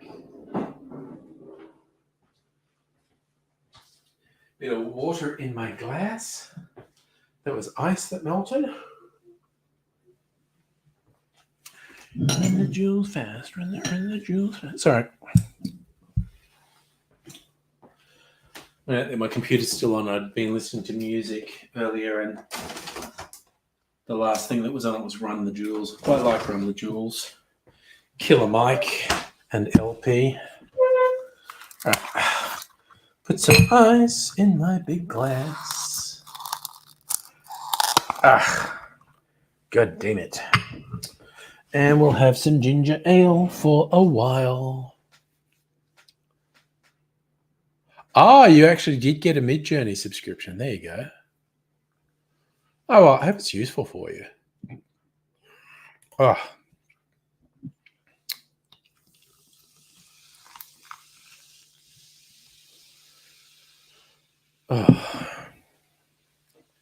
Some hissing bubble ASMR.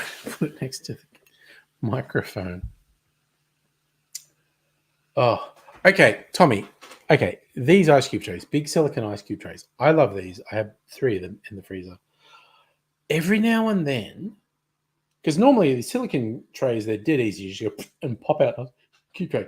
Every now and then, and this one was doing it today, and I don't know why, the cubes don't pop out. It's like stuck, and it's not flexible, and I can't twist it. And it's just like, I don't know, they're stuck together.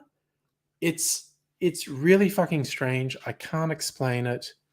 It's very frustrating when it happens.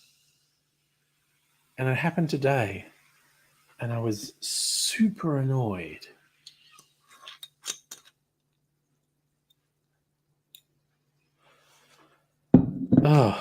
Oh, Safa, it's only saying, look, okay, here's a funny thing with being an extra in films, because I was an extra in a film. I was a featured extra in a film, and I was paid $200 for a morning's work. And they never used the stuff they shot of me. And they don't tell you. They don't bother to tell you. Okay, so here's a fun thing.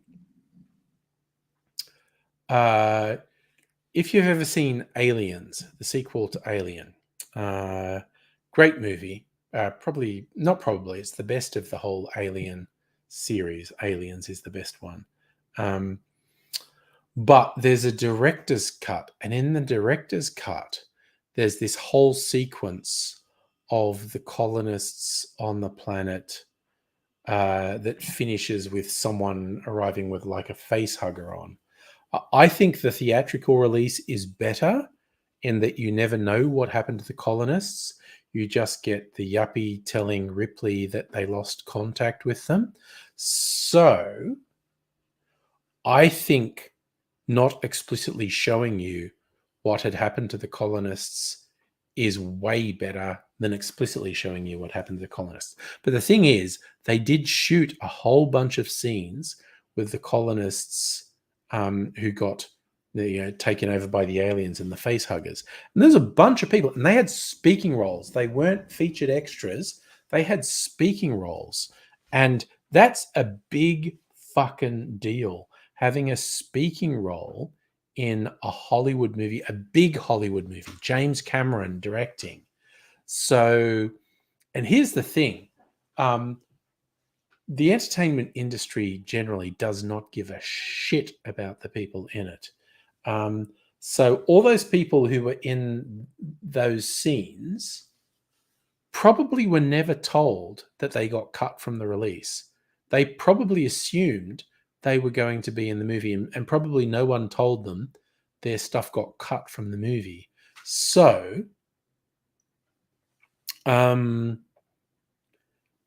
there is an overwhelming chance they were telling people, this is it, this is my big break, let's go see aliens and we'll see me. And then they weren't in it because the system doesn't give a shit about people who wouldn't tell them. Okay, and this is fun. See, because this is subjective enjoyment. You prefer the director's cut where you see that stuff. And that's completely valid. It's just down to how you like it. I very much preferred where you were never explicitly shown what happened to the colonists. Just that Ripley's told there's a colony on the planet she's worried about and there's no problems. Then she gets a call from the yuppie who says, we lost contact with the colony. And then they all go in blind. And we as the audience go in blind because we don't know what happened to the colonists. And then finally you get the alien attack. Whereas if in the director's cut, you actually see that the colonists get taken over by the aliens. So you know beyond any doubt that the aliens got took over the colonists. Oh yeah. No, it happens all the time. And I mean all the fucking time. You'll be amazed how much stuff gets shot, particularly for big budget movies, that never gets used. And Safa basically, no, they don't get paid less for not being in it. They get paid for being there on shooting days. But of course, it doesn't help their career if they're not in the version that's released. Oh, okay. See, Christopher Lee is a whole different thing. The fact that they cut Christopher Lee from the theatrical cut of the Return of the King, that was an insult to a god in the film world. To insult Christopher Lee like that was terrible. I'm talking about the people who got cut out of Aliens and who get cut out of like Star Wars movie and all these things. They're people we don't know. The fact that they cut Christopher Lee and didn't really tell him that they'd cut him, that's an insult to a god of film.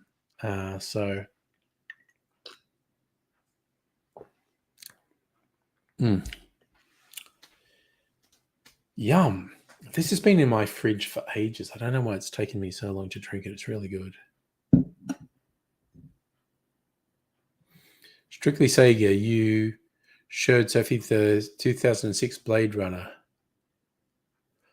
My understanding, and because there have been so many different versions and I don't know what they are, the big difference between the theatrical release and the director's cut has no voiceover. Like the theatrical release has that Sam Spade sort of voiceover. And as I understand it, it's because the studio said, this is too complicated. No one's going to understand what's happening. You have to explain it. So they had Harrison Ford doing a voiceover, which I don't hate. But the first time, I swear to God, the first time I watched the director's cut that didn't have the voiceover, and virtually the only bits that were extra in the director's cut that I saw were references to unicorns. And I but the first time I watched the director's cut with no voiceover, I just went, oh, Deckard's a replicant.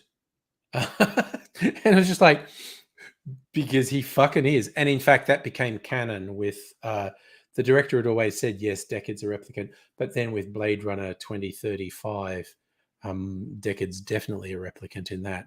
But there were two things in the movie when there's no voiceover and you're just watching it, there are two things that just leapt out and said Deckard's a replicant. And one was the police chief. When the police chief's trying to get Deckard to hunt down the rogue replicants, and Deckard's going like, I don't wanna. And the police chief goes, "Con Deck, no one else can do it, not like you." And what he's saying is, you're not like anyone else.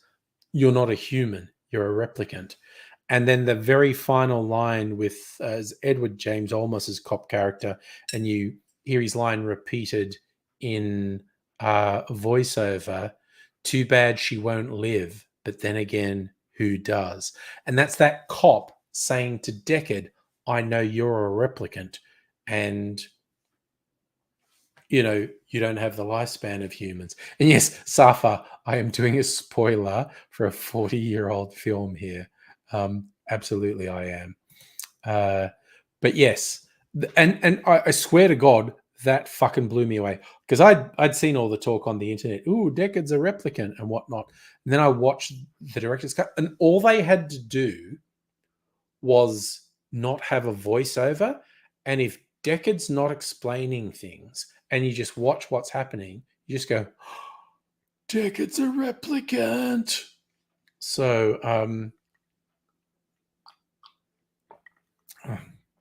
but yes, to the best of my knowledge, the difference between the theatrical release and the director's, and there's more than one director's cut, but it's just like no voiceover, references to a unicorn, and you realize Deckard's the unicorn, not Rachel.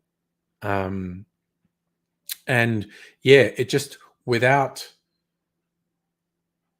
Deckard's voiceover to lead you in a particular direction, you just look at it and go, oh my God, Deckard's a replicant.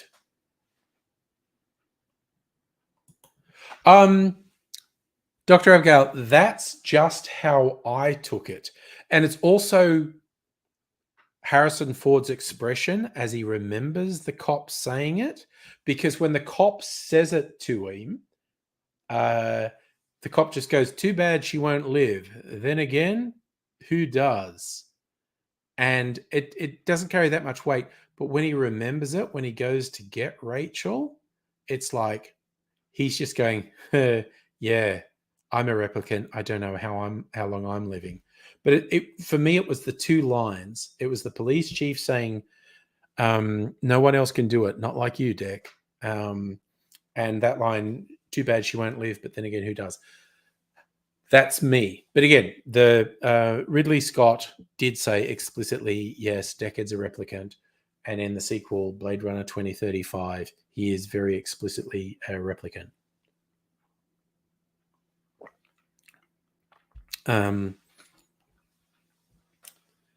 Oh yeah, and also the original version of the movie has a happy ending with Deckard and Rachel driving away and him saying, oh, I found out she didn't have an end date, so who knows how long we'll live together.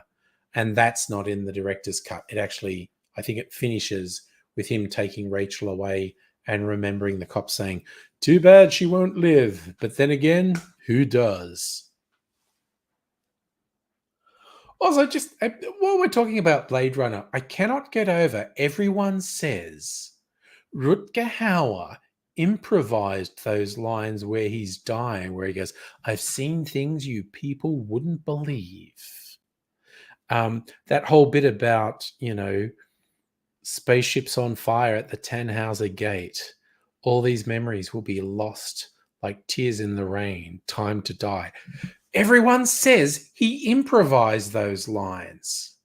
And I cannot fucking get over. Did he? Did he really fucking though? Because those lines are fucking epic. And speaking of Star Trek, Dr. Abigail. Ooh. Oh, yeah. I probably won't watch the first episode of Picard till probably Monday. I might watch it on the weekend, but probably not till Monday. Because we were talking earlier about what's to watch. So there's Picard, Carnival Row on Prime, The New Adventures of Baby Yoda, aka The Mandalorian, The Ongoing Adventures of fucking Last of Us, and I think there's one other that I'm looking forward to that's starting in the next couple of weeks. Just a shit ton of stuff. Safa, short answer, no. There was very good movies made all through the 20th century. Good movies made now. anyone who goes, oh, nothing's good, everything was good 40 years ago, fuck people who say that.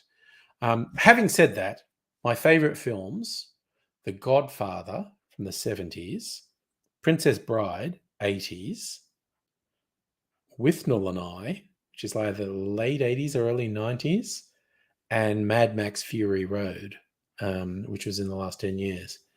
But no, I do not believe cinema was better 40 years ago. I think there is great cinema for the last 100 years. Yes, Dr. Epico, those lines of Roy Batty's are fucking epic. And yes, Roy Batty might have fought in outer space. And Ridley Scott, there's actually a quite good streaming series called Raised by Wolves, which is definitely set in the Aliens Predator universe. But it's maybe not going to get finished. There were 2 seasons of it. It was very good. Musical Aviator. Drive to a tram, catch the tram, then line past the city. Oh, I'm not sure what that means. Strict say you can't deny films have taken a huge hit. Yeah, but there are still good films being made. The thing is, there is stuff being made on streaming TV now that is orders of magnitude better than anything. Like HBO heralded the golden age of TV in the 90s with shows like The Sopranos. Because TV up till the 90s was fucking garbage by and large. Now there's just so much good stuff. But there are great films still being made. I think anyone who, no matter what people are talking about, whether it's literature, music, film, TV, forget TV.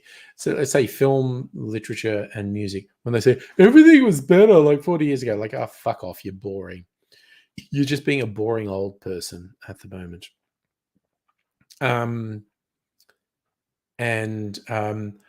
Look, honestly, like maybe if I've never been into French New Wave cinema, but all the directors I like, the directors I grew up with, Coppola, Scorsese, Lucas, Spielberg, they fucking love French New Wave. I never really watched French New Wave. Maybe if I watched French New Wave properly, shit that was made in the 50s and 60s, I would be enamored of it. But, Orson Welles was a good director, And Kubrick, the stuff Kubrick did in the 60s and 70s and even into the 80s was really good. I might watch Eyes Wide Shut again at some point because that was Kubrick's last film with Tom Cruise and Nicole Kidman and the weird sex parties. I might watch that again and see if I really like it because I watched it when it came out and I was like, okay, I don't know. Although, without doubt, my favorite story from that movie, because the trailer used Chris Isaak's song, Baby Did a Bad, Bad Thing. And I was a big Chris Isaak film fan in the 80s and 90s. I saw it. He was on lots of chat shows in the 80s and 90s. He was very good talent. He was great talent for a chat show. He told great stories. And there was a story that went, his agent called him and said, Stanley Kubrick's people called and said they want to use Baby Did a Bad, Bad Thing in his new film. And Chris Isaak's going, that's fucking awesome. That is so good. And his agent said, so should I call them back and say yes? And Chris Isaak said he freaked out and said, did you not say yes straight away? Of course the answer is yes. For fuck's sake, call them. Call them back now in case they've changed their mind. If they change their mind, I'll fucking kill you. It's good. And see, here's the thing. There were aspects of Eyes Wide Shut I liked and I thought was cleverly structured storytelling, but it didn't grab me. Whereas other Kubrick films like The Shining and Dr. Strangelove and a few other Kubrick films I was very into, and Eyes Wide Shut did not grab me. Maybe I'll watch it again. Tommy, I do not know Dick Miller. So you guys, you have the same film taste. Who the fuck is Dick Miller? Tell me about Dick Miller. Or, because I'm on the internet, if I look up Dick Miller, what comes up? Dick. I spelled that wrong. Dick Miller. American character actor. That must be who we're talking about. Oh, God, yes, I know him. Hell yes. I absolutely know who he is. So he died in 2019. Okay. So he's about 90 when he died. God damn. He was in more than 180 films. Shit. That's a guy who never fucking stopped working. My God. How do you do 180 films? God damn. Okay, I'll do. You'll recognize him. I'll show pictures of Dick Miller. You'll recognize him as soon as I show him.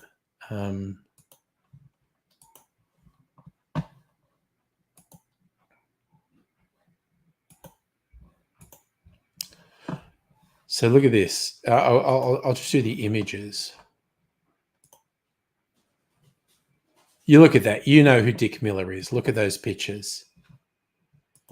You know who Dick Miller is when you see those pictures. Yes, he did a bunch of films with Roger Corman. Oh, he did so much. 180 films. How the fuck do you do... Seriously, how the fuck do you do 180 films in 90 years? Jesus. Yeah, no, absolute fucking legend. That guy is incredible. Did so much. Ooh, that's a bold call, Dr. Abigail. You hated the Gremlins movies. I actually liked the Gremlins movies. And I thought Gremlins 2 was really fucking funny when they kept referencing Gremlins 1. Yeah, he's a that guy. He is absolutely a that guy. He's definitely a that guy. Dick Miller definitely sounds like a porn star, honestly. So Strictly Sega, okay, so Tommy, you said there's actually a movie called That Guy Dick Miller. That Guy Dick Miller. And for those who don't get the reference, there's a podcast called The Rewatchables, where they in-depth talk about movies that they think are eminently rewatchable, and they give out awards in the various films. And one of the awards they give is who's the best that guy in this movie, and it's someone, whether they're a featured role or an extra, where you see them and went, oh, that guy's in this movie, and you can't remember their name or what you've seen in the movie. You go, that guy, I've seen that guy in heaps. And Dick Miller is absolutely a that guy. As soon as I looked, I had no idea. When you said Dick Miller, I had no idea who that was. I looked him up and went, oh, fuck yeah, that guy. I've seen him in so much. Talking about Roger Corman, even William Shatner got his start doing stuff for Roger Corman.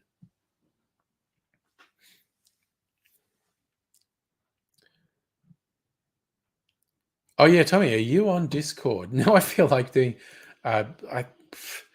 just in case.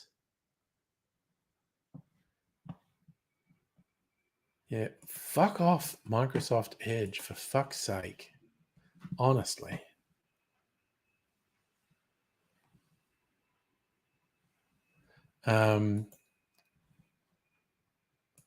Just going to do this. Tommy, just in case, if you feel like, if you're on Discord, if you want to join my thing, that's my Discord. And I did see... Strictly Sega, you posted on the Discord, you've got the Army of Darkness and I Am Legend on HD DVD. Nice.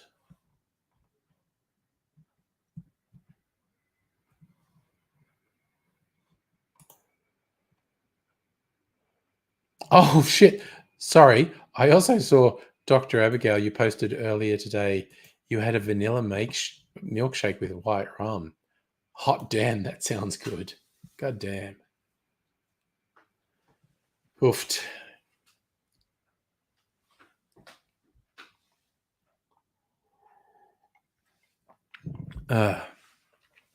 It's a whole thing.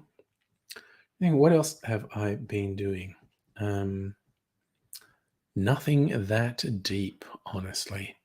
Been watching a series called 1923, which is apparently a prequel to a reasonably popular series called Yellowstone. Quite enjoying 1923. It's set obviously in 1923. Harrison Ford and oh god, brain go blank. English actress. Brain go blank. I've had too much alcohol.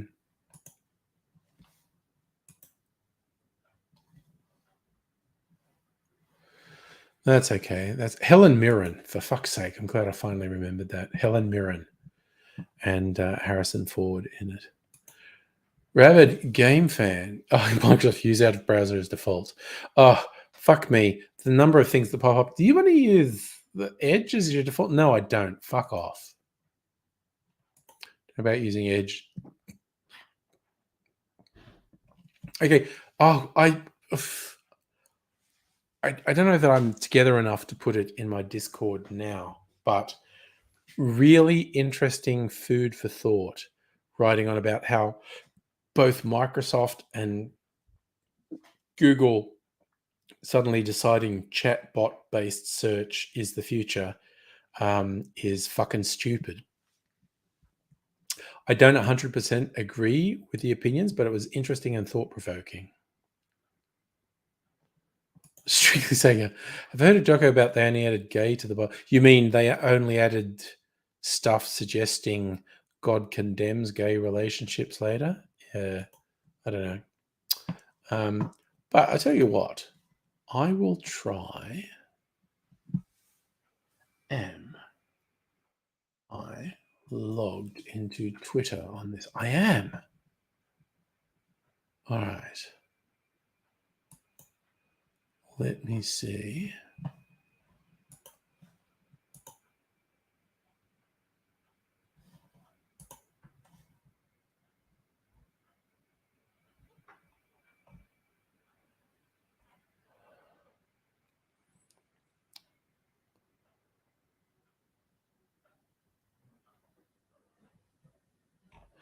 Okay, I'm going to try to find this because I think it's very interesting reading. Cory Doctorow put this thing out.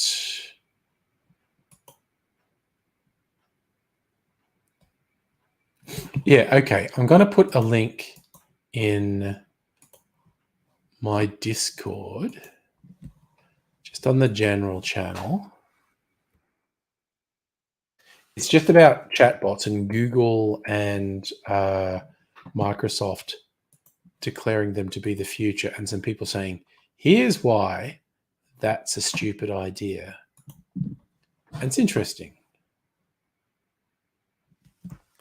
So it's very thought-provoking. And as I mentioned earlier in the stream, there's an analogy that I really liked in that the chatbots are the blurry JPEG of internet content. They cannot create anything new. They can only approximate content that they search on, and they are using a lossy algorithm, same as JPEG is a lossy file format. So the more you copy and save a JPEG, the more artifacts get introduced and the more blurry it gets. So the content produced by chatbots is like that. It's not accurate. It's a blurry approximation of the content that you're searching for. As I said, it's interesting food for thought. Hey, Tommy, you joined us on the Discord. Nice.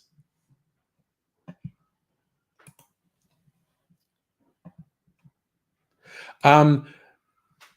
Abigail, I also think the chat bot stuff has the potential to be abso-fucking-lutely incredible. And again, the thing I said earlier, I think the people who are discussing the shortcomings of the technology behind the chat bots, what they're missing, again, they are not wrong from a technical point of view, but where I think they fall down is how people will relate to chat bots.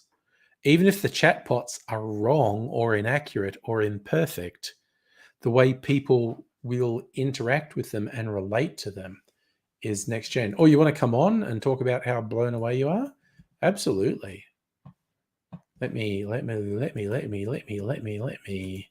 get the link.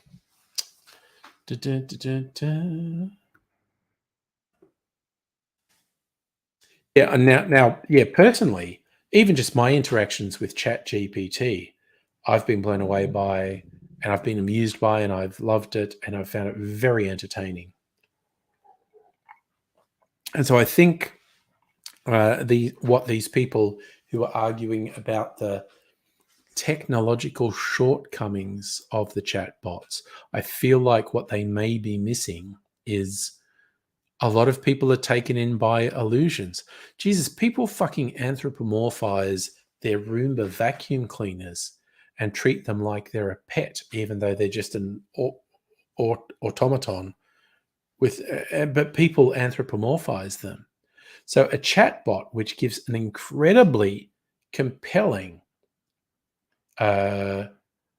illusion of someone talking to you, absolutely people are going to identify with it and love it and adopt it.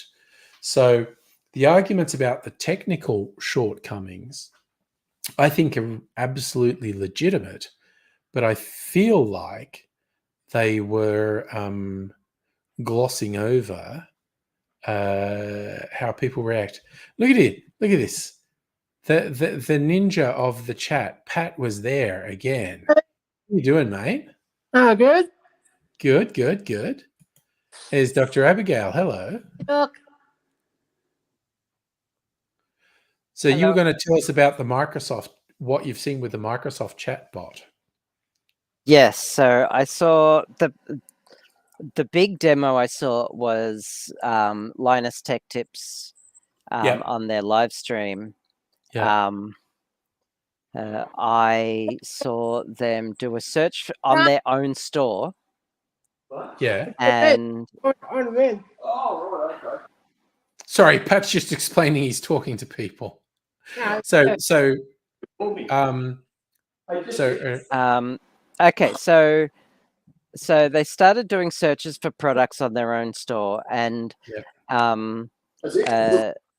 and they're using, because Bing, at the chatbot on Bing is in beta at the moment. And it's a closed beta, so you have to sign up, and there's a long wait list. And it's using the same technology as ChatGPT. Yes, so it's OpenAI. because they bought into OpenAI. Yeah, that they've been investing for a while, but they recently did a $1 billion. They just went with a giant suitcase full of money and said, "We're gonna keep this going, please." And in response, there's been a leaked memo from Google saying, to the AI team, "Get this shit going! Come on, we gotta catch up," because Google's been caught with their pants down in a big way. But anyway, I digress. So they're doing searches on their store, and but not even they're asking I want to look for a product from LTT store that's a tracksuit, and it finds I can suggest this, and they just dropped this product that day. In fact, like a couple of hours beforehand, and then it would suggest other things, and it would like and then you would have a conversation with this chatbot. If it doesn't meet your requirements, you'd keep having this conversation and would request more things. And Yes. and in one instance, this was a point of failure, but it actually like blew me away about the power of it, because it's in beta, but it picked up on a product from their store that had a logo that thought it had a logo, but it was actually a different color. And so Yeah. it said, I'm looking for this tracksuit top. Yeah. And and Bing said, oh, well, it comes in this color. And they asked for it with the logo, and it said it had this color logo, but it actually didn't. And what they found was a different product with a patch of this different color that looked like the logo, and it like color matched. So the chatbot Yeah. looks at images in real time and extrapolates from the text that you've entered. So it Yeah. parses, like in real time, it'll parse the website, the text, and it'll do like image recognition as well. Yeah. All like almost instantly. And it just blew me away just how powerful that is. Yeah. And for people who don't realize, who aren't in IT, like don't realize just how powerful, like parsing an image is just hard. Parsing multiple images on multiple websites, like pulling all that data and then doing image, like getting the image, parsing it, that requires AI in and of itself, like a neural network to parsing multiple images, recognizing shapes and logos in that image, colors in that image, and then cross-referencing it with specific text that you've entered in your chat request, in your chat query. Yeah. I'm blown away. And then you go in the conversation refining that, and it just keeps doing it. And it just, you cannot do that with Google at all. Oh, no, you definitely can't. And ChatGPT can't even do that. Like, I don't know how the fuck they did that. I'm blown away. Like, just that one example of a failure blew me away. Yeah. But you also need to be aware of the current crop of things, what they're calling hallucinations from the AI.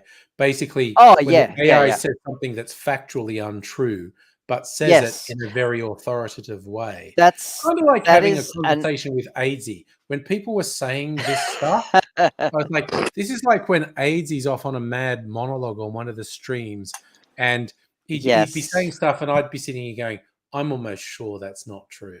And I'd go and search, and I'd have to cut across him and going, that's not true. The thing you're saying is not true. That is a common and well-known artifact, an emergent property of neural networks that has long been studied. There was a great case study in this. Someone at the time, before YouTube really took off, it was pretty popular at the time. I think it was like in the mid noughties or late noughties. Someone fed a neural network all of YouTube. And this, like, YouTube was pretty popular back then. I mean, you would know, but it was not meteoric as it is now. So they fed this neural network all of YouTube, and the hallucination data it was getting back, the neural network learnt what cats look like.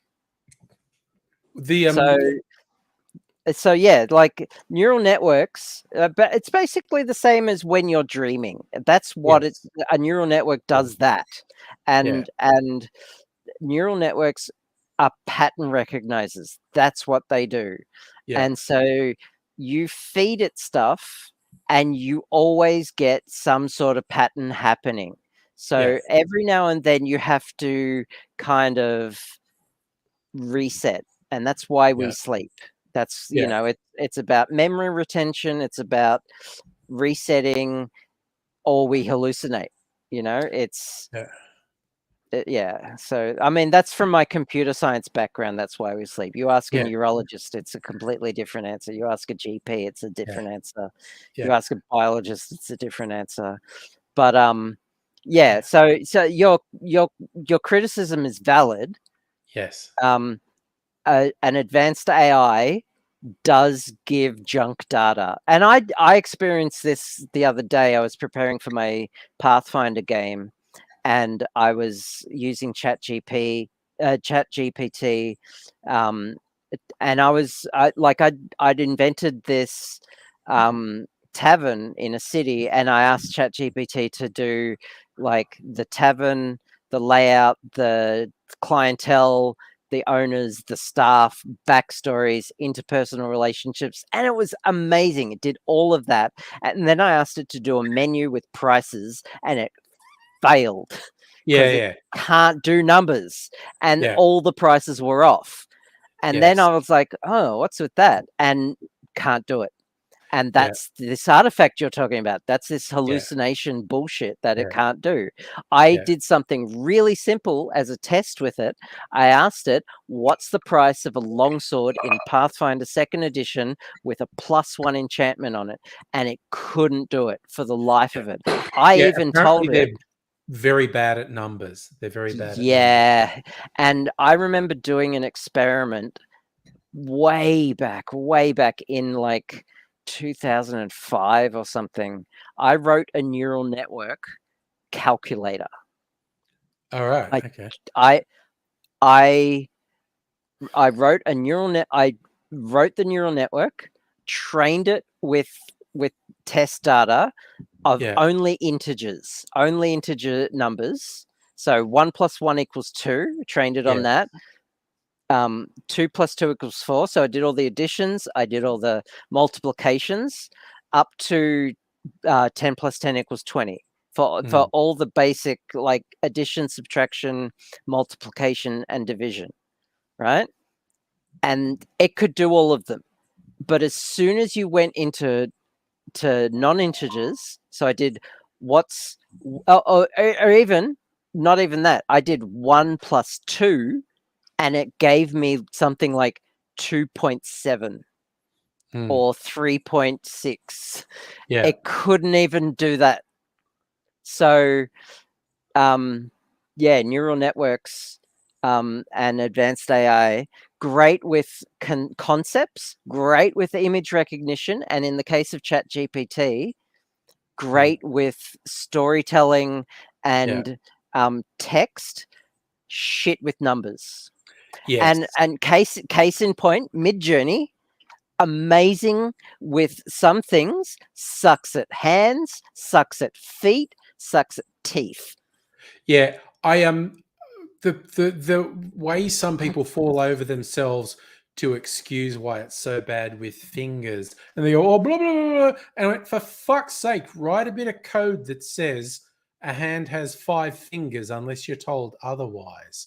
But that's not how the AI works. Yeah. Yes. And the way people fall over themselves to justify it, and it's just like, no, fuck off.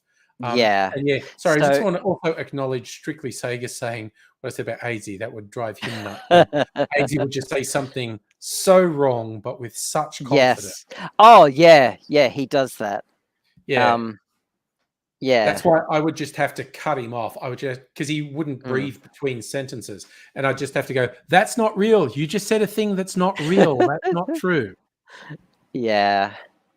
But yeah, and so I just thought I needed to get on the stream to get all of that out. Yeah. Look. the demo, I've seen a few demos now of Bing, the new version with the beta version with OpenAI, Yeah. and if it's half as good as it is now, I'm switching to Bing, and that's a Yeah. sentence I never thought I would Never say. thought you'd say. Yeah. In a But- million years did I Yeah. never think I would say that.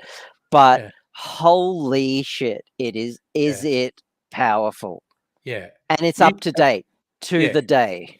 Yeah. You should absolutely read that article that I linked to in Discord, and there are some links off Yeah. that because it raises Yep. some very interesting points. I also think they miss some points in what they're saying. Okay. I'm trying to get all different viewpoints on this because ChatGPT had completely fucking wooed me, honestly. What I love about ChatGPT is it can inject personality into what. So you say, tell me about X, but be sarcastic. And it will present Yes. information with a sarcastic tone. Yeah. You can tell it tone and it creates tone. That does my fucking Yeah. head in. Well, That it can do your tone. next what you should ask when you see something like that, Yeah. you should your next query to ChatGPT should be, how did you do that? Yeah. And ChatGPT will tell you how it did that. Yeah. And it'll completely demystify it for you, and ChatGPT will give you an explanation how it came up with that personality. Yeah. I mentioned this on another It stole stream, it all.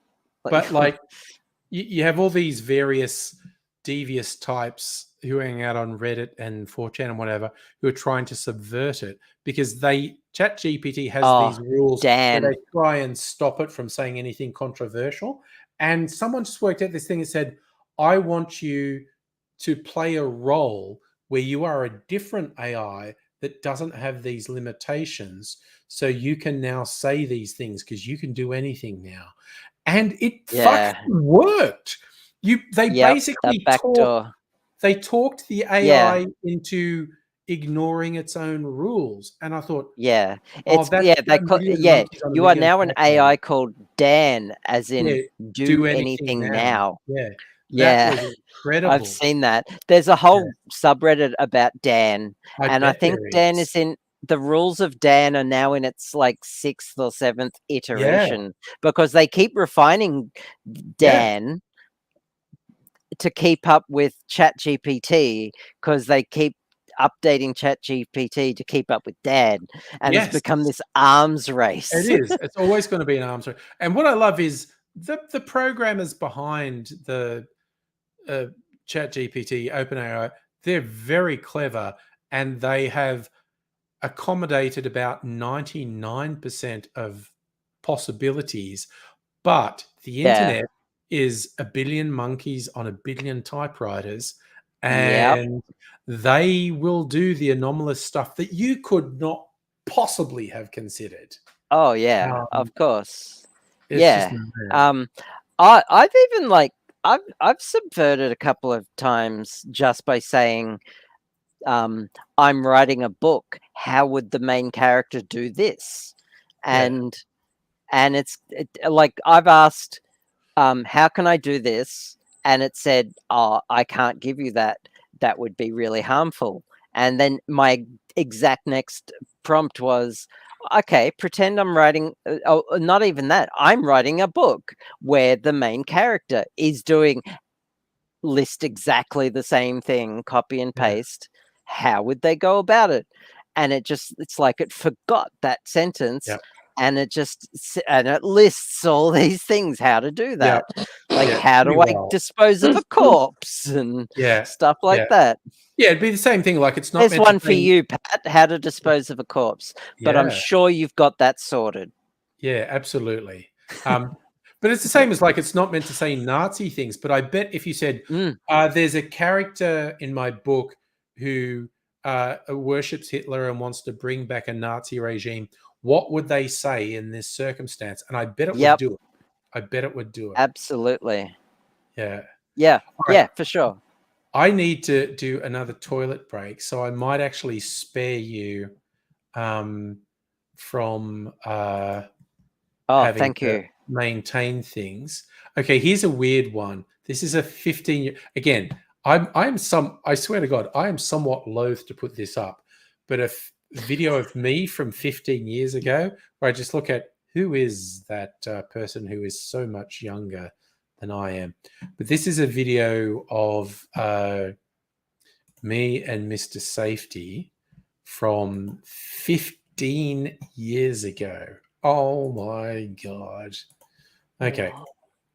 So it's where I teach him how to speak like an Australian. So I'm going to turn my microphone off. I'm going to do a toilet break. We'll do this full screen. I finally dragged him here to where the magic happens. It's Mr. Safety. Corey, come in and say hello to the folks. Yeah, finally I'm here, man. I've been waiting forever. Yep. Yes. Yep. Excellent. I've shown him a little bit of the town, and he's starting to get a feel for it. But you've got to brush up on the lingo a little. The first blunder you made, you called me Aussie. Well, okay, no, I call them Aussie. I mean, that's what I've always, like Australian Aussie. Why not Aussie? It just isn't, okay? There's no good reason. It's just Z, Aussie, not Aussie. Oh, you'll get straight up people's noses. And it's Z too. Don't ever say Z. Australians hate it when Americans say Z. The last letter of the alphabet is Z. It's not Z? So it's XYZ? Z. XYZ. Yeah.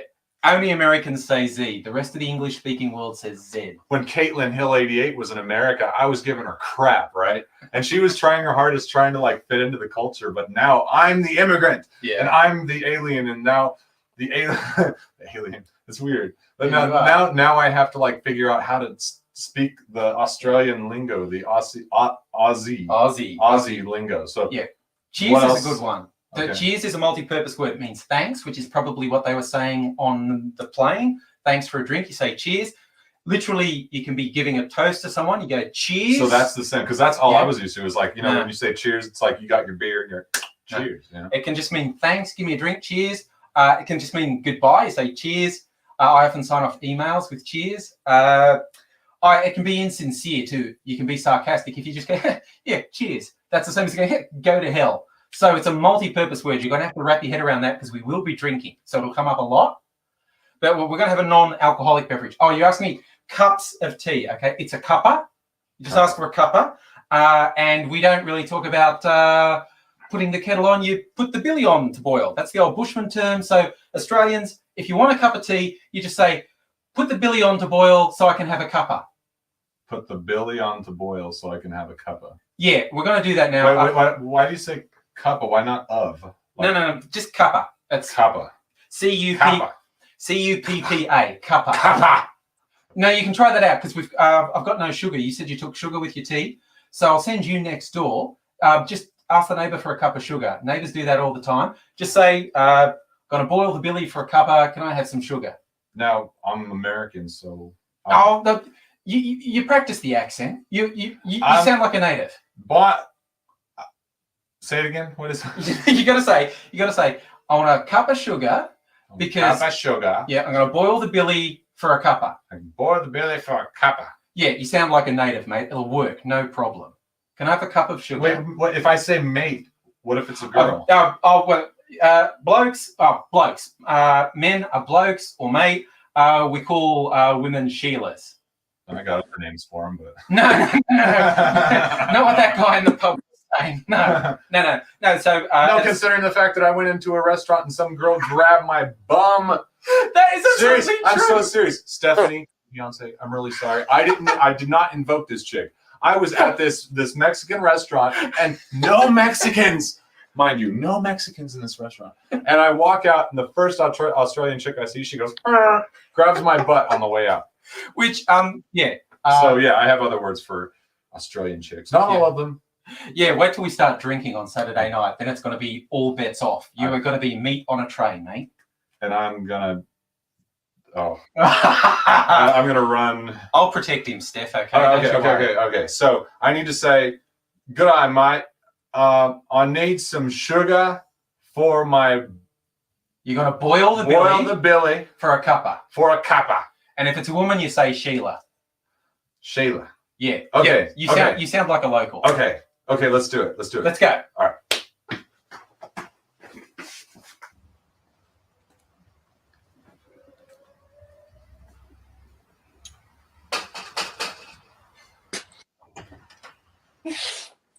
Good night, Sheila. Can I borrow some sugar for a boil of Billy? Boil of Billy for a cup of. Go. Crikey! Okay, that was shit we thought was funny 15 years ago. That was my that was my old house. That was surprise, that was Mrs. Angry behind the screen door. You couldn't really see her.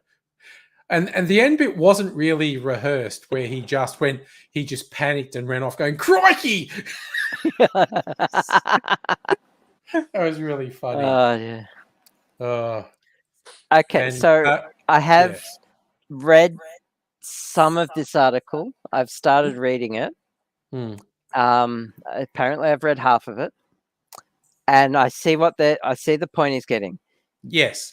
Again, chatbots lie, and yes. this is true. And there is a vocal subsection of Western society that should not be reading lies on the internet. Oh, yes. Some of them wear white hoods. Yeah. Some of them like to point at the sky and wish for hail. Yes. And Yeah. I think someone made a joke earlier about people anthropomorphizing their sex dolls. Could you imagine a sex doll that was integrated to a chat bot? The number of dudes who would never leave their house. Oh my god. Yeah. And so we'd all be better I off, think quite that, honestly. But anyway. I think that's probably why Microsoft is only Bing is only in beta. Yes. Because the chatbot works. But it's basically ChatGPT and Bing mushed together. And they gotta fix this problem. This is actually a problem. Because of all these demos I've seen, and I am blown away by the power of them. Oh, so they have lied, and I've seen it. And I've described a problem. I've seen that one example I gave you was one that was not true. It was a false positive that they found. Yeah. But it was a head blown positive. Holy shit, what did it just do? It wasn't an actual positive result, but it shows the power of this search engine. Yeah. But as I said the other night, I asked ChatGPT, tell me about the Angry Aussie YouTube channel, and it gave an incredibly flattering synopsis of how insightful and witty I was. But then it went, and he's got 110,000 subscribers. And I went, I've never had more than 30,000. And that is a simple, straightforward, numerical fact that it got. It sucks at by a facts. factor of 4. It was wrong by a factor of 4. That's a massive error. That's a massive error. And that's a simple factual number. So when I did the test with the +1 longsword in Pathfinder 2nd edition, it was out by a factor of 10, a whole order of magnitude. Yeah. Literally. And you cannot rely on these AIs for numerical facts. Yeah. But here's the thing, it's where I think in some cases actual facts. Yeah. Where I think that article is potentially missing the point. From a technology point of view, I think they are essentially correct. I think they've glossed over, but if people have a chatty voice telling them things they want to hear, and that stands an incredibly strong chance of being a very commercially successful product. And sorry, but that's all Microsoft and Google want, a commercially successful product. We're Yeah. relying on them to have ethics on top of. Oh God. And yeah, exactly, Oh right? dear. Exactly. Oh jeez. Yeah. Oh dear. So that's where I think the Yep. people who are picking flaws in the chatbots and the AI, that's where I think they may be blinding themselves. They're going, the technology is faulty. And I'm going, Jesus Christ, people are faulty. People, Yeah. people agree to stuff. And this is where, like, we are probably getting into like the deep fake and fake AI generated video. Yeah. And people saying, oh, how will we tell the difference from truth and fact? I'm sorry, people have believed blatant falsehoods forever just because someone told them. Someone just said Yeah. the thing that's true, and they go, oh, damn, that sounds real. And no amount of evidence, once the idea is planted in their head. Fucking wars have started out of complete falsehoods. That people have latched onto them. My biggest problem with fake video is not, oh, how do you know Joe Biden isn't eating babies like he was in this video? The worst thing is you get actual video evidence of some fucker doing something completely heinous, then they'll just go, that's fake. Yeah. That's Yeah. to me a bigger problem. Heinous people doing heinous things, and you can never catch them out because they go, that's fake. That's a bigger problem. That's a bigger problem. Fair enough. Well, and yes, a friend of mine, IOTO, friend of- weapon of mass destruction. Yes, a friend of mine used ChatGPT recently to write a grant request. Yeah. Instead of taking the normal like week to write one, it only took for 6 hours thanks to ChatGPT. Oh, I can see for a lot of document writing these things being really good. You give it parameters and say, write this. And then you just tell it when it got it wrong. You go, no, that was wrong. Yes, Can you make it more like this? And then because you can have entire conversations and it'll remember things and refine it. But you give it facts and it just drops the ball and makes shit up convincingly. It does an AIDSy. ChatGPT is currently in AIDSy mode, shooting mistruths right up at people's asses. Yeah, and I think we might be in a strong position because we understand AIDSy mode. And yes, you sounded really confident when you said that, but I don't think it's true. Anyway, I have to go for a quick walk, so I'll be back in a sec. That's all good. You go do that. I have just decided. I just poured myself a freezer martini, which was extremely yummy, but I need to top up my freezer martini. So I'm just getting a few bottles. I've got so much shit here. I've got to clear some stuff away. Okay. So now we're going to top up my freezer martini. Ioto, what are you saying? Former senator on Twitch. Oh God. Yes. No, it's we have just absurd problems now with people telling lies and other people believing the lies. People don't need compelling faked photos or videos to believe lies. I feel like us as humans, we're predisposed to believe lies. It's just the way we are. Okay. Topping up my freezer martini. Because...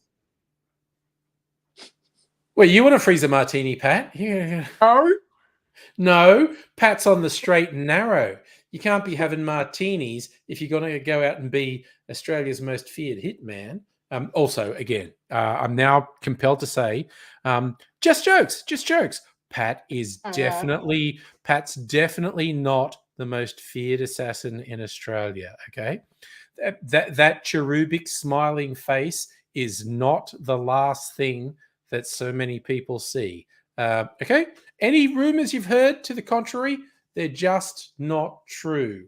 And I do not say that out of fear for my life. I say that because it's just true. See, how can it be? Oh yeah, no. I'm sitting here drinking alcohol. I know for a fact I am putting myself at great risk health-wise by drinking alcohol. I know that for a fact. Fuck it. Which is a ridiculous fatalistic approach to take to life, I know. But that's the freezer martini. So, I'm away today. what did you do today? My dad's away. Oh, your dad's away. Yeah. All right, so you're having some mad sex party in your house because your dad's away. No, not my house. No, you're having a sex party in someone else's house. Okay. Hello? I don't know. Well, you just said not in your house. So you didn't say you're No, not having a sex no. party. You just said not in your house. No. I'm back home this Sunday. I'm back home. What, your dad's coming back on Saturday? Sunday. Yep. All right. Well, you having fun chilling out? Yeah. Sorry, I just was looking at Ayatao, I don't know how to pronounce that, saying you drank too much in front of a police station. Well, that's, okay, that's kind of asking for trouble. All right, so I'm topping up my freezer martini, done a bit of gin. Oh, yeah. Going to do the last of this your vermouth, cat. I think. What's up, mate? I saw your cat yesterday. Oh, Shadow, when I brought her onto the stream. Yeah, I saw that. She did not like that I picked her up and dragged her out here. Yeah, I saw that. Cat. Yeah, I got scratched a bit, I will say. Ooh, that's more vermouth than I thought it was, but that's okay. I'm going to put some extra vermouth in my freezer martini. Now I'm going to put a bit of water in.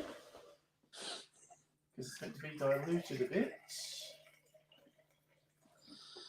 All right. A bit of water. Oh, yeah, that's about right. And now I'll just put some bitters, some orange bitters in. Oh, Dr. Abigail's back. Duck's back. I have returned. I don't know if you've seen this T-shirt. Or can read this T-shirt. I can't at the moment. I see it's in cursive. Oh, no, I don't know. What does it say? Something about you like. I taught your girlfriend that thing you like. Oh, I remember you telling me about that shirt and it actually potentially being true in a particular social setting. Yes, I was The at small Midsummer world of Carnival. queer life. Yeah, I was at Midsummer Carnival, catching up with my ex and her new girlfriend.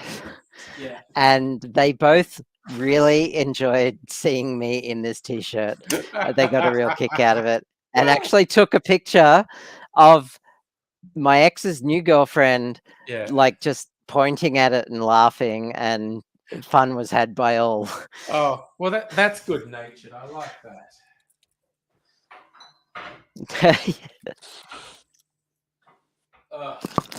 Okay. Yeah, I hope Grasshopper joins the stream tonight. All right, so you can make Alright. references to his wife. So. Yes, Safa's got it. Yeah, that's a shirt for Mrs. Grasshopper. Yeah. Okay. So I'm just really, I haven't had my freezer martini for a little while, and at the moment, it's very good. Yum. Oh, God, that's good.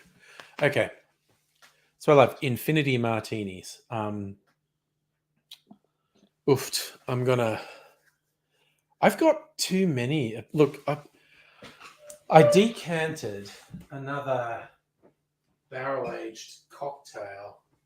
So, like, I filled this bottle. This is actually a really tasty cocktail. I filled this bottle. So I've now got 4 bottled cocktails on the go, and it's just like, okay, I'm literally going to stop making. I caught up with a friend tonight, Yeah, which is why I was late to the stream. that's okay. And she would very much like to have a chat with you about cocktails.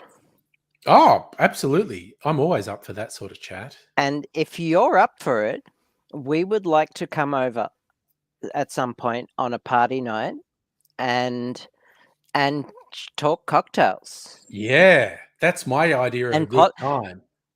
and potentially drink cocktails, but that's up to Which is you. also my idea of a good time. Oh, man. Because I mean, we went to a place around the corner, and she ordered an old fashioned, and I said, "Oh, Yeah. that's Angry's favorite drink." Yeah. And I don't know what's in a cocktail and Yeah. or what's in an old fashioned, and Yeah. and I went through the maths of calculating the potential combinations of old fashions, and because I'm a big nerd, Yeah. and she was under the impression that like there's only one way to make an old fashioned, and see, my friend would disagree, and I got it. Like, she had a bunch of questions, like Yeah. like how could you possibly make a martini with something other than vodka, and I just said literally anything else, like Yeah. but also I'm not the person to ask. I'm Yeah. not the expert, and I got to get you and my friend Andrew together. Oh, So yeah. No, I'd be bang up for that. So- That's my idea of a good time. unfortunately she lives out in like Gembrook, I think. So but she's up for it, and if you're up for it, at some point we're going to crash your place. Yeah, Yeah. we're going to like we're going to Yeah. that's the No, word. that is absolutely something I enjoy doing. Sorry, just Cool. talking about old fashioned just reminded me of one of my favorite old YouTube videos. And this is from, I don't know, 10 years ago. There was a website called mahalo.com, and they hired this young woman, Shanae, who was actually a bartender. She knew how to make stuff, but she was an attractive blonde. And they said, they were just like spending a whole day shooting these things. And it was like one take just doing it. And you ended up with some quite appallingly made cocktails that have become legend, and none more so than her old fashioned. Because what she does, she starts with a pint glass. Now, with my like shaker mixer, that kind of looks like a pint glass. So you think it's just for stirring. And she puts ice in it, and it's like, cherries and sugar. And then she gets like the whiskey bottle, and she goes, and you put 2 ounces of whiskey. And she's just talking for about 10 seconds while she pours whiskey into this pint glass. It's half a whiskey bottle. And then Oh dear. the funniest possible, even funnier than that is possibly then dashes of bitters, and the lid is obviously on the bitters bottle, and she does this and nothing comes out. And then she serves, and I thought the pint glass with the ice was going to be stir it and then strain it into the rocks glass that you'd normally serve it in. But then she just goes with this pint glass with half a pint of whiskey and ice, and goes, and there's your old fashioned.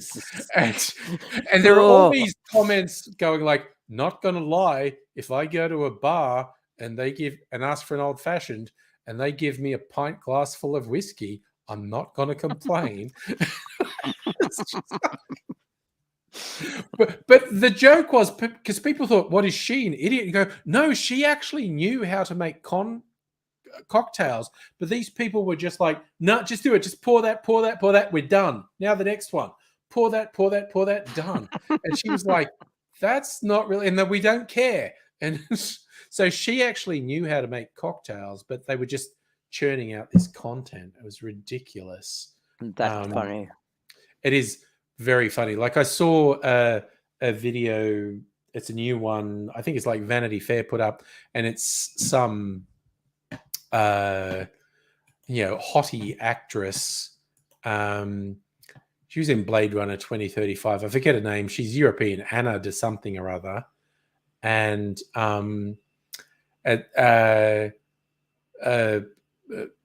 Vanity Fair have this thing that they call party tricks, where they get a celebrity go, "What's the thing you know how to do? What's your party trick?" And some of them it's, "I know how to put together a meal," or "I know how to put this," and she goes, "I know how to make a nice old fashioned." And so that, okay, I'm going to watch it. This sort of hottie actress, she does a reasonable old fashioned. She likes to make it, the sugar part she loves, as I do, the Luxardo cherries, and so she uses the syrup from the cherry thing as the sweetener and puts it in, and she does a creditable job of an amateur old fashioned in the glass. And I just, when I watched it, yeah, no, that's okay. And I just commented, "I'm just disappointed she didn't make it in a pint glass." And because that's my favorite YouTube old fashioned video, where you serve a fucking old fashioned in a pint glass, and it's full. It's a pint glass. And it's Damn. it's just like, oh my god. Damn. It's just like, Jesus. Wow. My favorite recent weird twist I've experienced with an old fashioned whiskey, a place, Mrs. Angry and I have a few places that we go out for date nights, and one of them, I was looking at the menu. They have some good house. They have some really quite good house cocktails. But then they go, "Here's the spirits we have, and the whiskeys. Here's our Australian whiskeys." I've mentioned this on a stream before. They had Starward Twofold, which is probably the cheapest Australian whiskey, and it's very good. It's also really good. It's good. Starward Nova, which is a single malt, which I think for you and I, Dr. Abigail, it's probably still both our favorite whiskey. Yeah. I've compared it to a bunch of things, and it's a really good single malt. And then they had this one from Tasmania, Hellier's Road, which is very good, and it's twice as expensive as Twofold. But when you look at their menu, they go, for a shot of each of these, they are just charging the same for Twofold, Nova, which is 50% more expensive than Twofold, and Hellier's Road, which is double the price of Twofold. So I tested them last time we were there. I said, "Get your man to make me an old fashioned with the Hellier's Road," and they only charged me $20 for it. And it was like, Hellier's Road is $160 a bottle. So someone making you like, wow. that. Okay. Twofold is about $70 to $80 a bottle, depending where you get it. Nova's 90 to 100, depending where you get it. Hellier's Road's about $150 a bottle, but they were charging the same price for all of them. So I'm like, fuck it, make me an old fashioned with Hellier's Road. Yeah, I knew this bartender. Oh, well, he owned the bar actually. Yeah. But I was there outside of bar hours, so the bar was closed. But he was like making me drinks. So, and he insisted that Twofold was the better of the whiskeys than Nova. Subjective, certainly. I guess, but he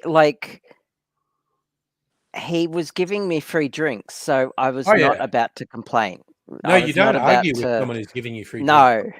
No, exactly. And it's still a good drink. No, Twofold is great. Twofold's amazing. Twofold is a blend of different grain whiskies. Which is why they call it Twofold, because it's different grains. And in fact, because it's not a single malt, it means it's not all their whiskies. They've actually got barrels from somewhere else, and they've done a blend. And here's the thing. For folks who don't know, there are two skills in the distilling world. One is the distiller, like a master distiller knows how to distill a base thing to create a really good spirit. But then there's the blender. Sometimes the distiller and the blender are the same person, but often they're different. And being a master blender is a really particular skill set. Being able to get a bunch of different whiskeys and taste them and go, if I combine them in these ratios, it's greater than the sum of its parts. And that is a very particular Okay. skill. So whoever does the blends, okay, terminology. When you hear the term single malt whiskey, what that means is all the whiskies in that come from the same distillery. They can actually be very different makes. Like the distillery may have done multiple distillations that are very different in character, and then their in-house blender puts them together into a particular release, but because it's all from the same distillery, that's a single malt.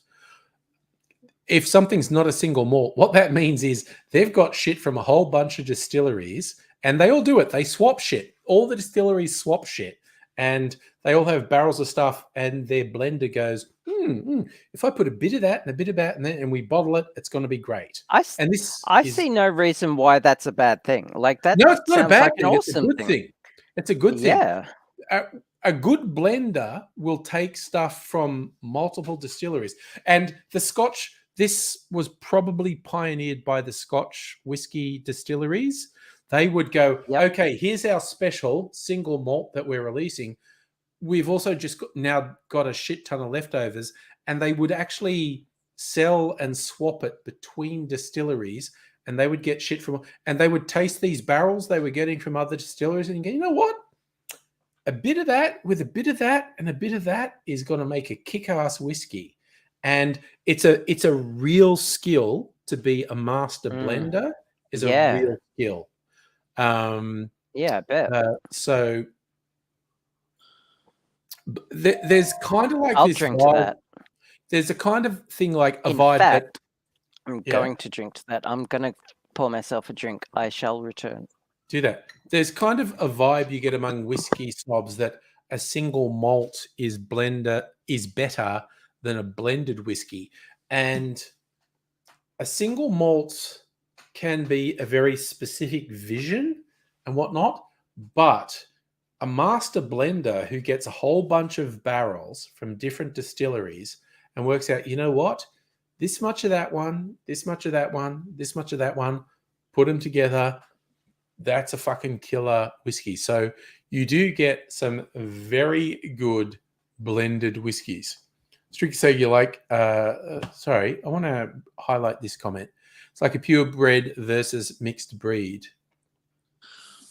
Yeah, that is actually a really good analogy. Like with dogs, a purebred costs more, but a mixed breed can have more personality. That is a really good analogy. But here's the thing. Single malts from so it's a single malt from one distillery. That can be from many different distillations. Like I had one, there was one from Archie Rose that I had a while back, and it was fucking incredible. And it was like, oh, and this is when Kirsten, who's regularly in the streams, was still working at Archie Rose. And I was tasting this particular single malt and went, oh God, something's smoky in there.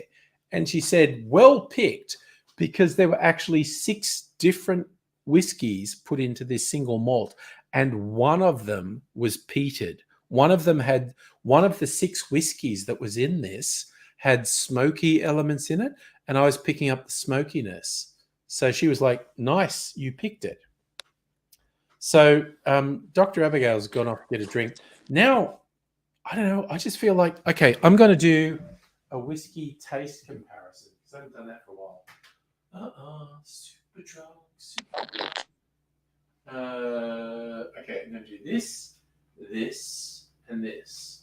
I've already got in my mind which 3 whiskies I'm going to compare. Pat disappeared. Dr. Abigail's coming back. Okay, so we have twofold. Tawny. All right. No, where's... I'm going to get Nova. What happened to Pat? I don't know. He disappeared. He got one of those calls. Ah, I see. Yep. where he's definitely not going out where- to murder someone, because we have ascertained he's not Australia's most feared contract killer. Indeed. Yes. So something requires his special skills. Yeah, and I'm not saying this just because he scares me, but you know. So. All right, I'm going to do. I love doing whiskey taste comparisons. Okay, so I'm going. So to bring, do I. because we were just talking about Twofold versus Nova, but I'm also bringing in Watkins whiskey from Queensland, which I only. Again, this is weird packaging. That looks like a wine bottle. If I could, looks like a port bottle. yeah. If I could Or have like word a to champagne the- bottle or something. If I could have a word to the people at Watkins Whiskey, I would say this bottle is a bad choice, because me just looking at that, this does not make me want to get it. I only got it because it was super cheap at Dan's.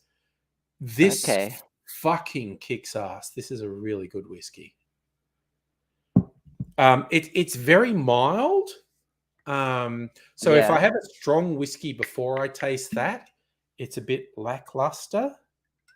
But tasting it on its own, it's really good.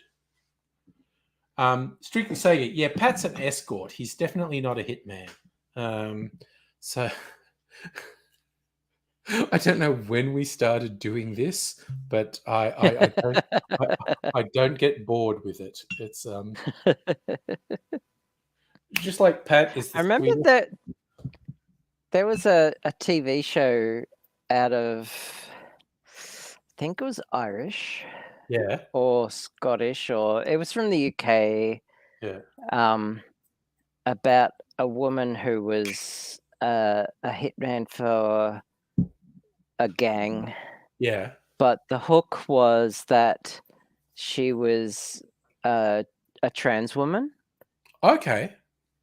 And she was saving up for surgery. And just doing contracts to save the money for the surgery. Well, you know, some of us have to do some shady stuff for it, because you know the NHS is crap at looking after trans women, as we all know. Oh yeah, no, there's a great video from Philosophy Tube. There. Yeah. Safa, Northern Ireland is Northern Ireland is, yeah. Yeah. Okay, so no, I'm not up to date with Spanish news, unfortunately. Right, I've got Twofold, which is just a lovely aroma. Oh, it's so gentle. It's just. Sorry, I'm honey. I'm still a bit grumpy about the whole Spanish Armada thing. Sorry. Are you still angry at Sir Francis Drake? Is that what you're saying? No, Francis Drake was a British privateer. He was on our side. Spanish Armada at some point. He did not sink a single ship. No, but his strategy was using the burning ships to crash into them and sink them. Oh, while they were docked in France. No. Oh, when they were going to invade England.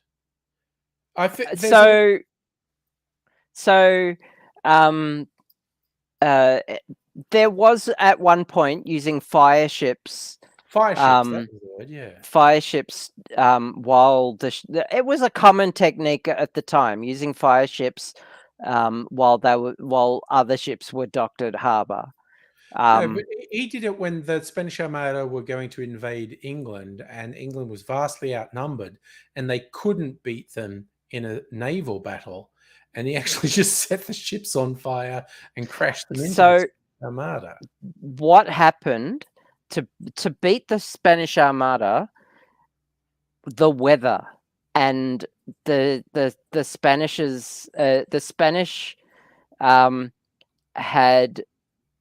were beaten by incompetence. Basically, they knew nothing about the North Sea. They knew nothing about the Atlantic currents north of Scotland. Yeah. Their cannons were longboard fortress cannons, Yeah. whereas the English cannons were literally purpose built for ships. Yeah. Like they had wheels. Like the Yeah. Spanish guns didn't have wheels. All right. like, So to the British reload could them, actually move their guns about. Yeah. Yeah, the Spanish, to reload the guns, had to climb over the side of the ships to reload them. Seems inefficient. Yeah. Yeah, so the British could fire one round every 1 or 2 minutes, depending on the discipline of the ship. The Yeah. Spanish could fire one round every, say, 10 minutes. Right. So right. So that the worked British against them. literally ran out of ammo, ran Right. out of ammunition. Before but the Spanish, what they had was the weather gauge, which in the Age of Sail was like the big deal. Yes. And the British couldn't catch up. And they had this excellent crescent formation that the British couldn't get in and Yeah. do any damage. But what they had to do, the Spanish had to pick up their army from France.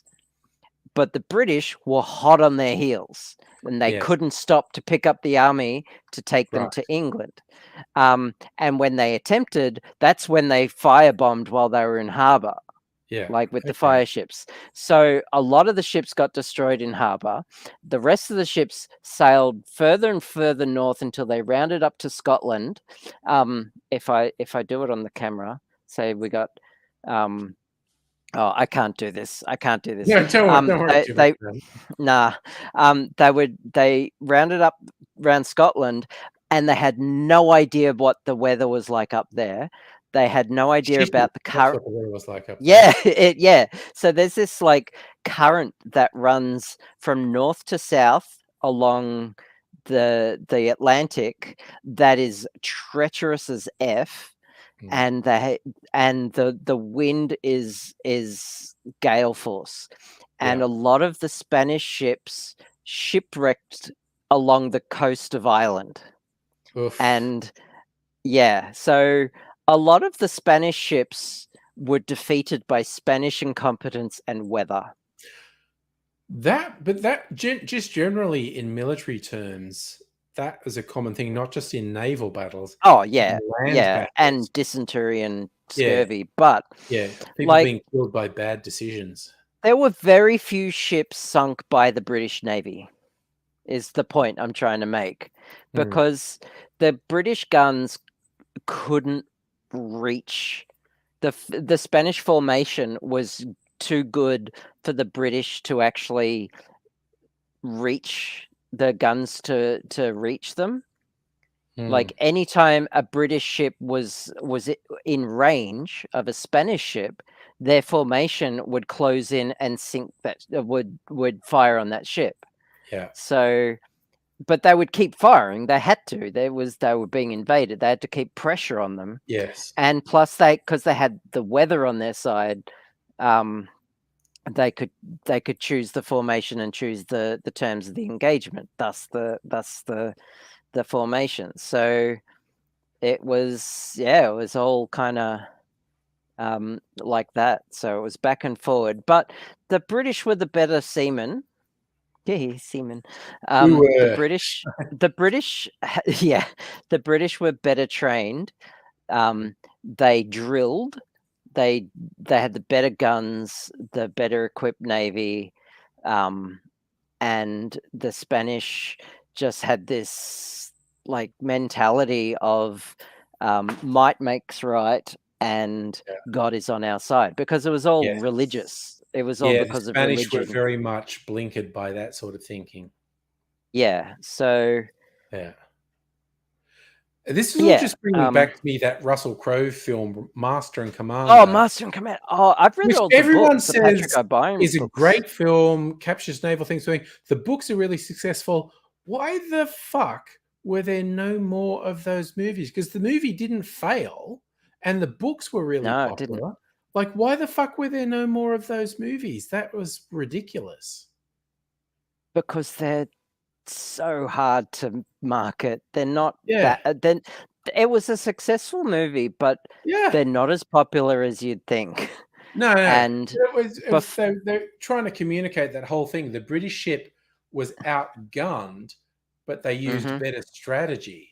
yeah, And the and everyone French, said, yeah, the French were great seamen, by the way. Yeah. They were top notch as well. So Yeah. that's why they were so scary. yeah, and that's what the French had a better warship, but the commander Yeah. on this, which was the character through multiple books, he was a master strategist, and his strategy ended Yes. up being better. Yeah. So in the book, it was actually an American ship. Oh, okay. Instead of a French ship, but Okay. they didn't want to take the chance of having the antagonist a Yankee ship, so Yeah, they just yeah. put in Yankee built. Yeah, the goddamn so French. yeah, Oh. and the book is like a mashup of two different books Yes. as well. So Yeah. which I kind of, it worked. I love the Yeah. movie, by the way. Like, Yeah, the movie. it's also one Everyone of the says the movie captures naval life better than any other movie that was made. yeah, it really is like one of the most historically Yeah. accurate movies Just I've with ever watched. the kids on the boats and the whole Mhm. and that really stupid scene. And Rusty plays it really well when all the officers are having dinner and whatever, and there's talking about the food, and there's two weevils on the table. And they're like, saying Oh, to the the ship's pun. surgeon, which weevil do you think would win in a fight? And he goes like, that one's bigger and looks stronger. So I guess it's you. Well, you're wrong there, got doctor. you.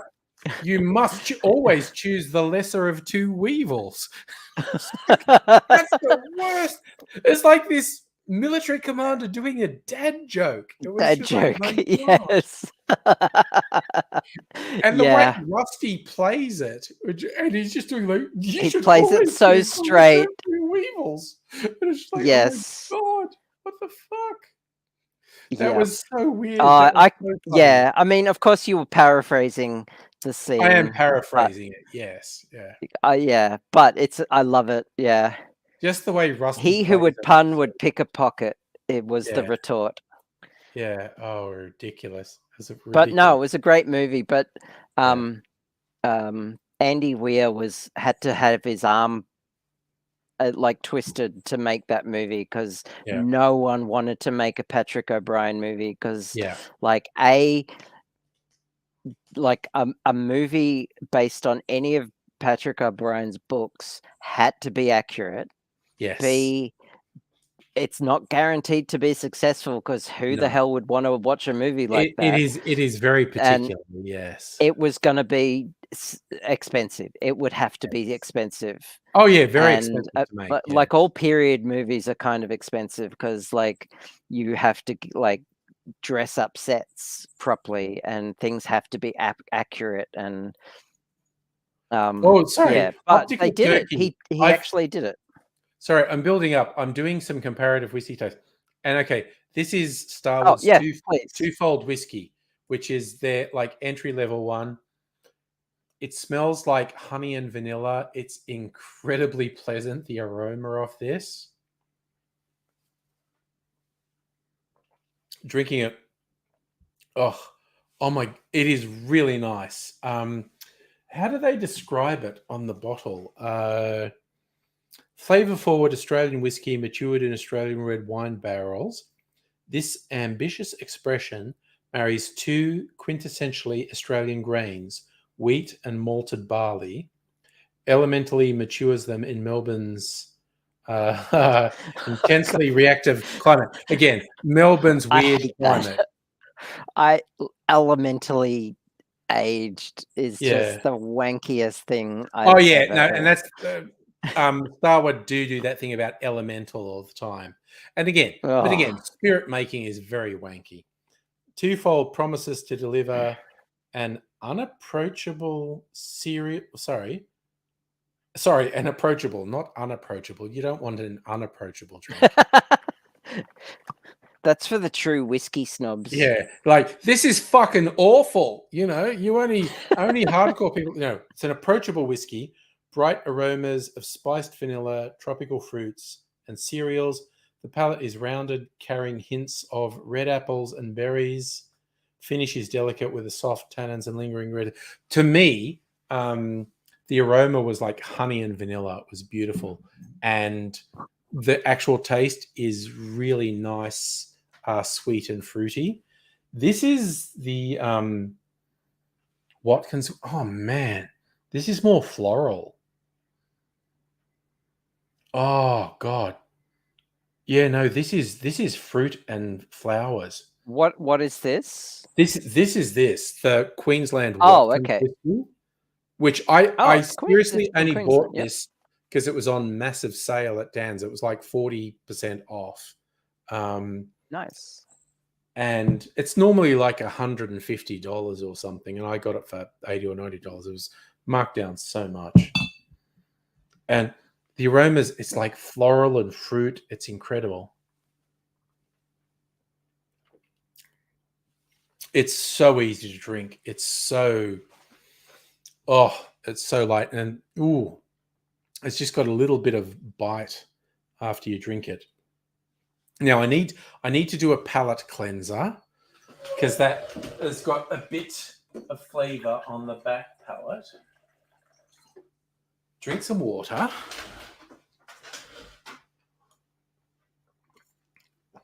And the last one I'm going to have is Nova, Starwood Single Malt Nova. So on the note, this is a bit more oaky than the others. It smells more like the barrels.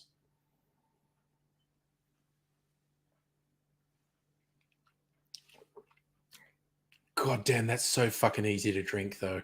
It's so easy to drink. Oh, that fucking kicks ass. They say berry, chocolate, and spice. I'm definitely getting the fruity elements and the spicy elements.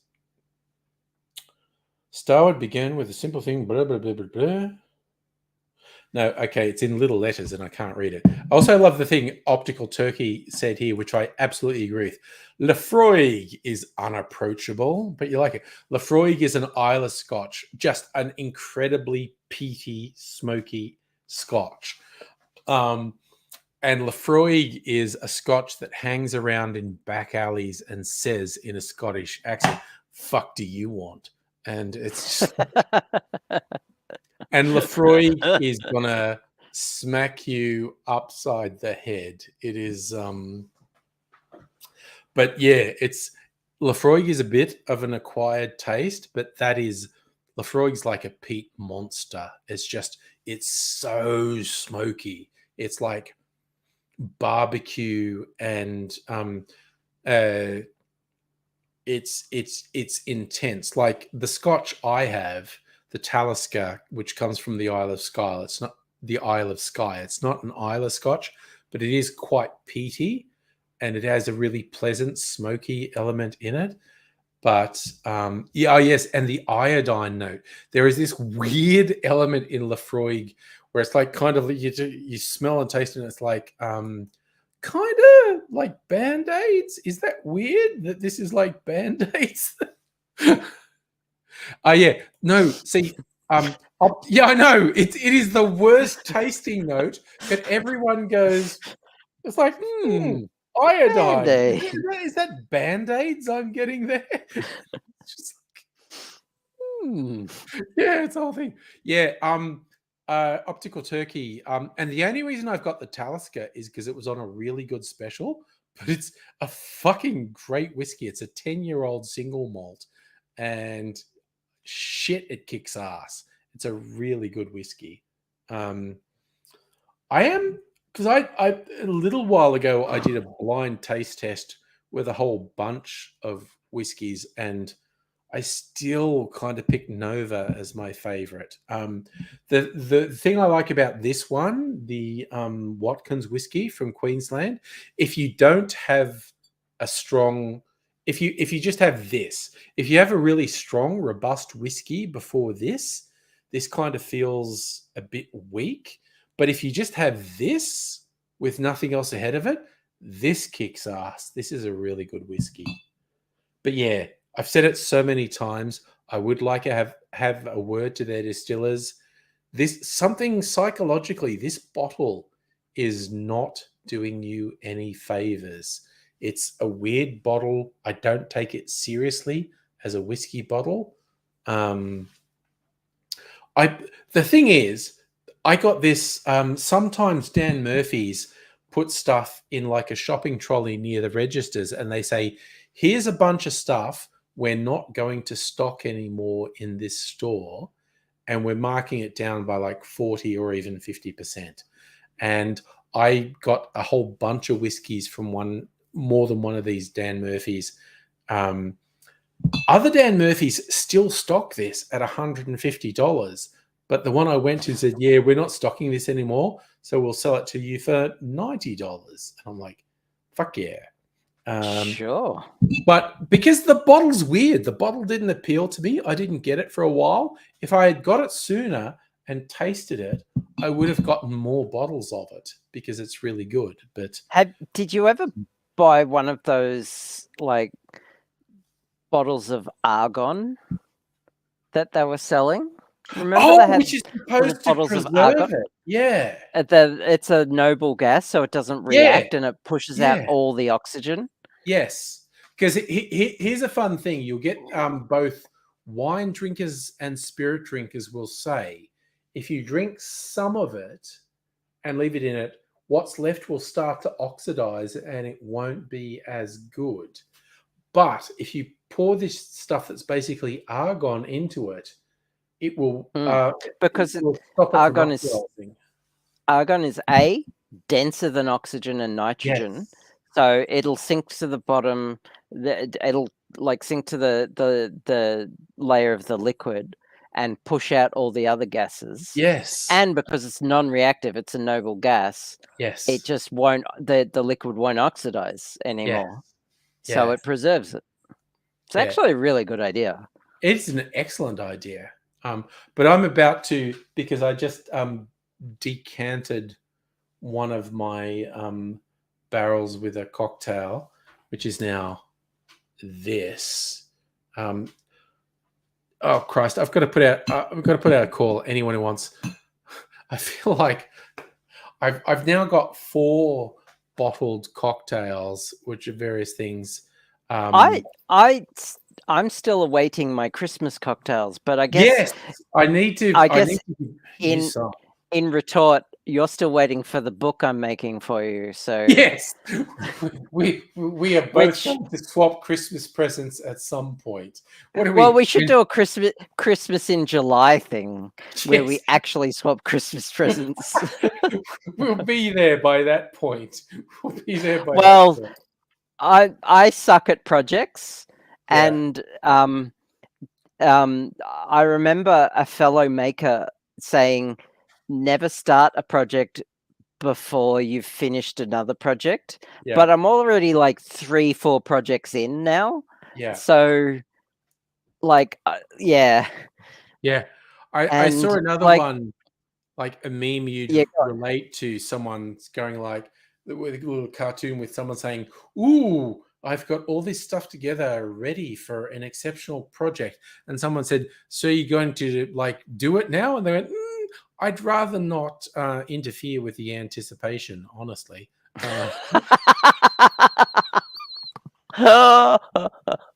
Which that for a crafter, way too relatable. Oh my god. Relatable for crafters. Yeah. Half the fun truly is the research, the planning, and the anticipation. The potential is huge. Because, look, I tell you what, I've been sitting on these fucking things, painting these has been Catan things, yeah. The Catan set. These fucking hay bales have done my head in. Like, they really fucking suck. The fucking detail on these things have just I'm like 95% complete, but so much fucking detail have to go into them. And I don't need to do that much detail, but I'm a fucking perfectionist that I have to do it. And Sorry. And Greg's just jumped in. Greg has projects going. Yeah, bro. I have to get a cocktail area. I have to get one to you as well. Like you and Queenie have been pals of mine like forever. We need to do a thing. I am going into the city on Monday and Tuesday most weeks. I want to, because again, you and Queenie have been, Queenie is Greg's wife, have been pals of mine like forever. We need to We hit up should there. go to I just want to bring That something place in around the new. corner from my place.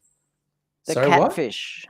The catfish Oh around the yes, corner from we my have place. to do lunch there one day. Yes, Yeah. the catfish. Yes.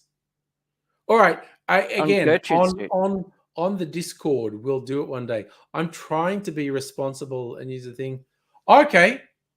Greg's saying Tuesday. Okay. I'm probably going to be on the office on Tuesday. I don't know. But yeah, okay. So that's two different things. Greg, I need to Yeah, okay. I because I did promise a cocktail. Because yeah, we've you, me, and Queenie been pals like forever. I feel like at least 10 years. I don't know, but yeah, but yes, Dr. Abigail, the catfish, because they have vegetarian stuff in there as well, and I've gone there once or twice. It's yum. We'll do that. We'll plan this maybe on the Discord. I don't know. Cool. Like that other question I recently asked you Yeah. on Which was Discord. what? The recent question I asked you. You're Discord? saying this as if my brain is working at the moment. Well, I asked you 7 days ago, yeah. and you responded. Well, you said yes, and then there was no follow up. But that's me, basically.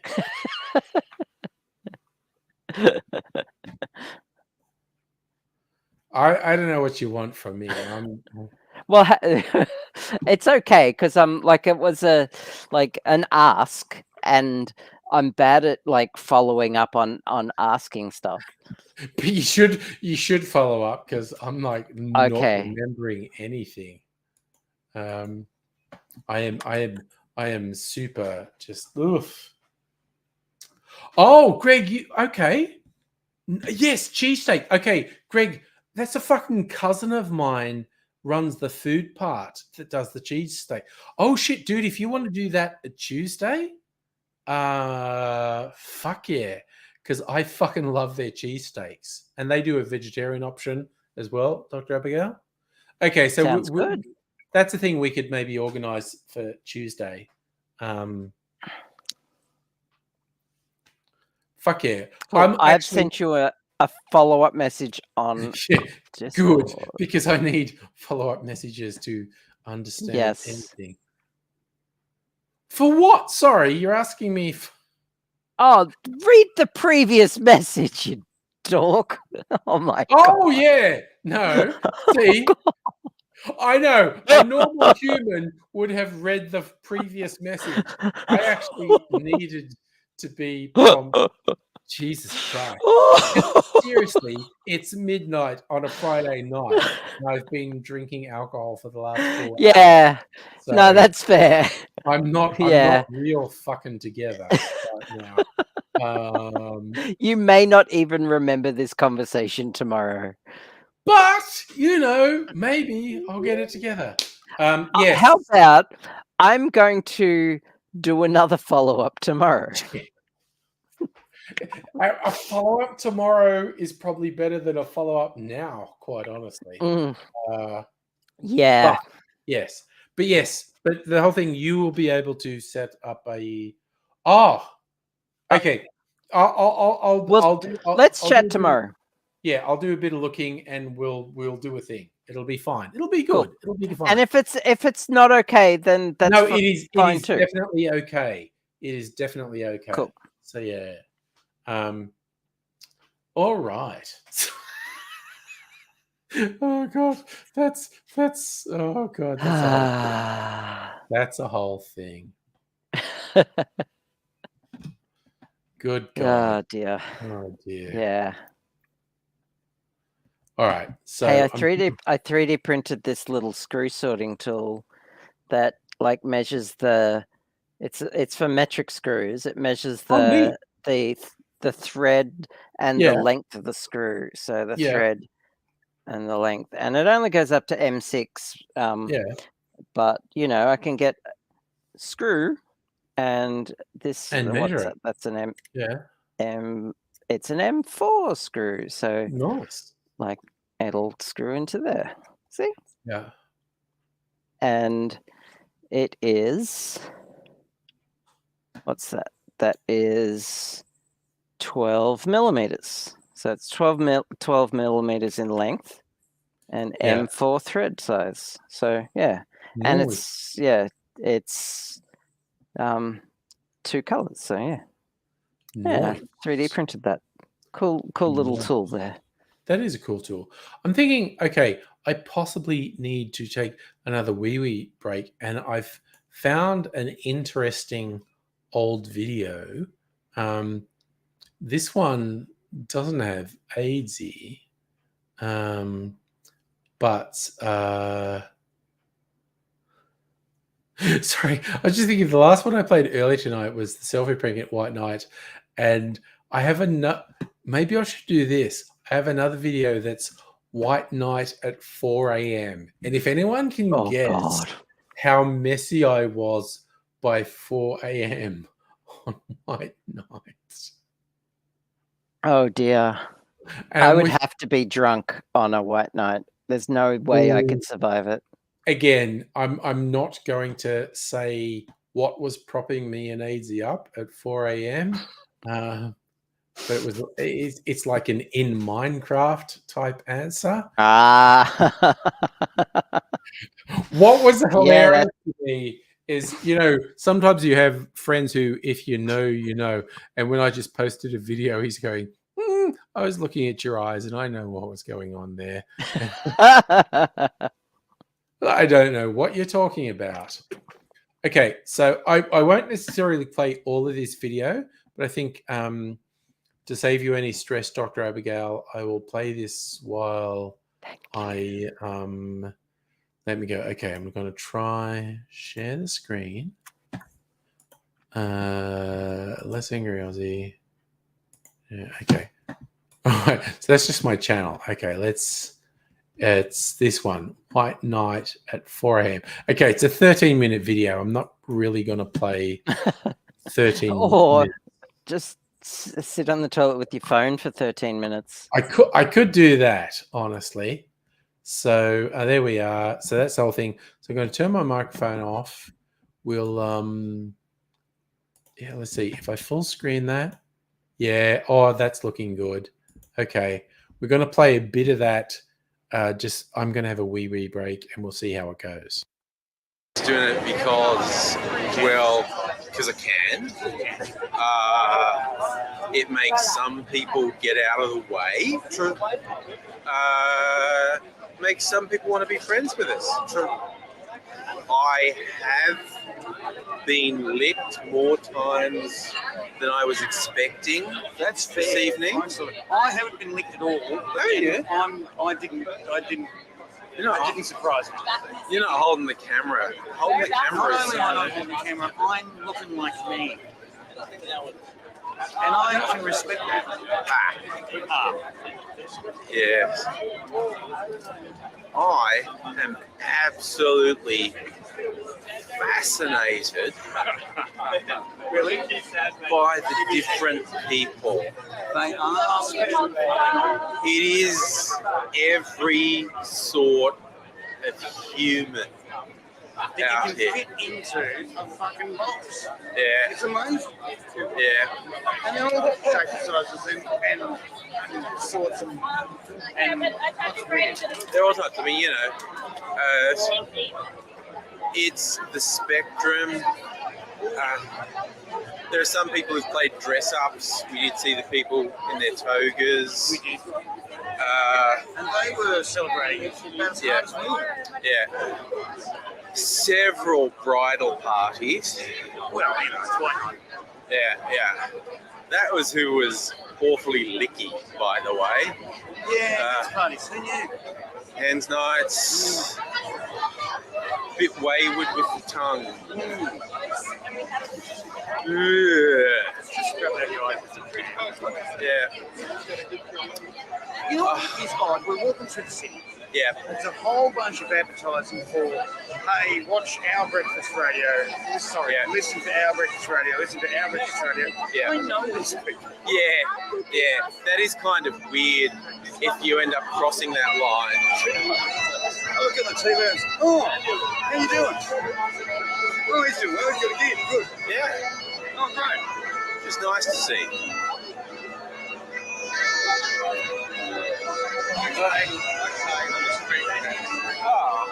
Cookie Monster playing the bagpipes. You can hear the bagpipes in the background. It's being played by Cookie Monster. That's the thing that happened to us tonight. Yep, that's real. I wasn't ready for that. It is, by the way, 3 a.m. Yes. Happily, the lightweights have gone home. Loving that. Yeah. There's a few unhappy people. There's a stupid motherfucker on a scooter, like a motorized thing. What he's doing is A, completely illegal, and B, rude as fuck.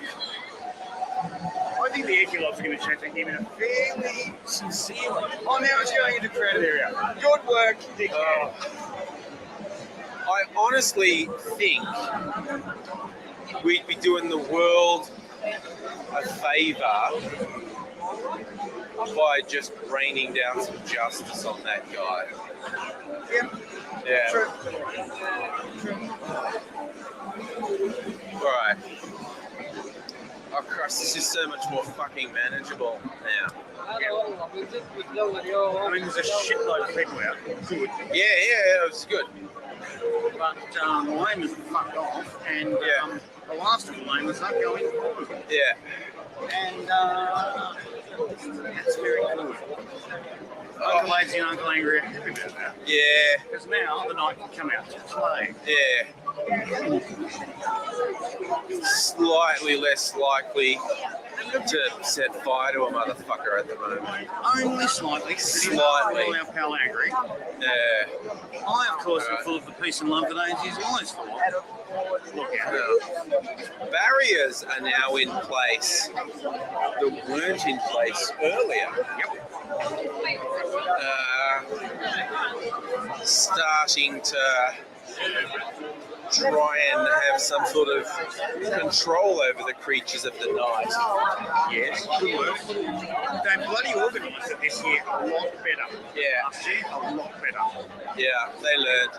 Last year, you couldn't walk a block in an hour. Just couldn't do it. People, Yeah. It wasn't going to happen. No, we're Is that enough of this? Was Should I shut it off now? Or do you want to the watch more of it? intersection I don't know. I'm kind of enjoying it.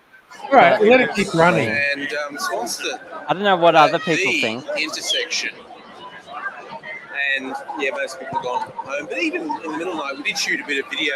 Why are these people going into a church? Oh, fuck knows. Do you need that kind of guidance at 3 o'clock in the morning? You know, At least there's not a big surge. Well, earlier it was like this big sort of pseudo-apocalyptic surge going in there. oh shit, boy, no, look at the depravity, go. Yeah, I'm sure it wasn't, but it just had a vibe. Was this the first White Night?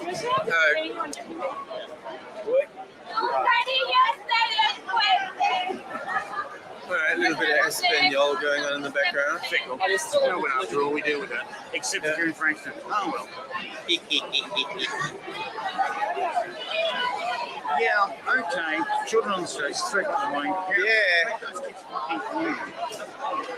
Yeah, let's talk about parenting choices. You know, bloody, I see teenagers on the street and I approve. Yeah, because that's the sort of shit that should happen. You're supposed to fuck up and get drunk and take too many drugs. That's what you do in here. Yeah. But, Really fucking bright lights coming at us. What's that shit about? Huh? which is a Mobile ambulance on pushy bikies. Yeah. Because how the fuck you get an ambulance? And if you need to, you get the guys in, and they go, okay, this is the fuck up, get them Yeah, they can move pretty quickly. Hang on. I'm trying not to bash your camera bag, you do know that. What? Don't even. Don't worry. I'll just be me. Yeah, do that. Oh man, there's some ugly fucking people out here tonight. Truly spectacular. And then you get the back of the camera wing nut. What are you gonna do? Then there's the ugly that's not ugly enough. Yeah. You know what I mean? Yeah. It's like the sand ugly. It's like Yeah. you really want There is- ugly. You'd be like, wow, that's different. But then there's just you just you know. There's this guy that lives in my suburb. Yeah. Who either doesn't know or doesn't fucking care. And he's spectacular. Like, spherical almost, wears leather shorts, which are usually open, and a tucked in t-shirt, which is usually stained. And he walks down the street like the happiest motherfucker in the world. And it's like, you either don't know or you don't care. Either way, I applaud you, sir. Yeah.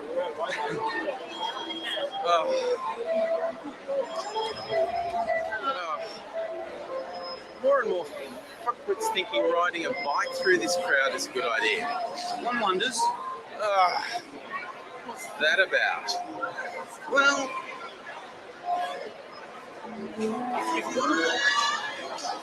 you've got license from the Lord God to change laws as you see fit.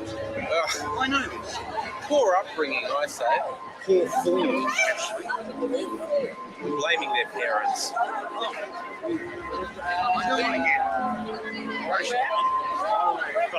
Yeah. I want to get biblical. I want to punish. Absolutely, you want to get old section biblical. Yeah. I want to punish multiple generations. I want them to know what Gomorrah is. Yeah. Now, everyone knows what sodomy is, and they fucking got slammed for that. Yeah. But Gomorrah had it as well. Yeah. And I want them to know, right, it was riding a bike through a fucking crowd. That's what Gomorrah is. We're going to give these motherfuckers a Gomorrah-ing. They are not going to forget in a hurry. Well,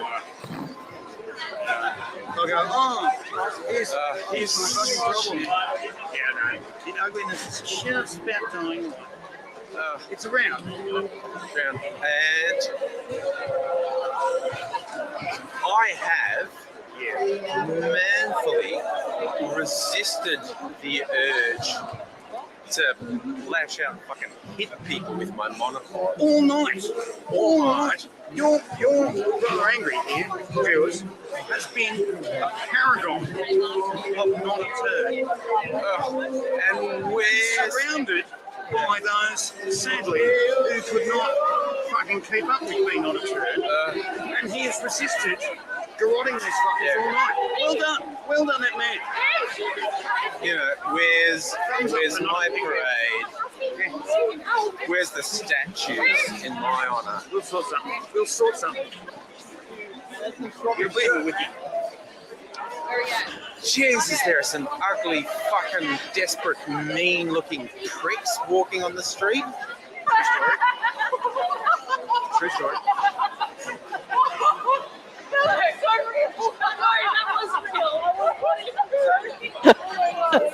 You might have offended someone. I fucking hope so.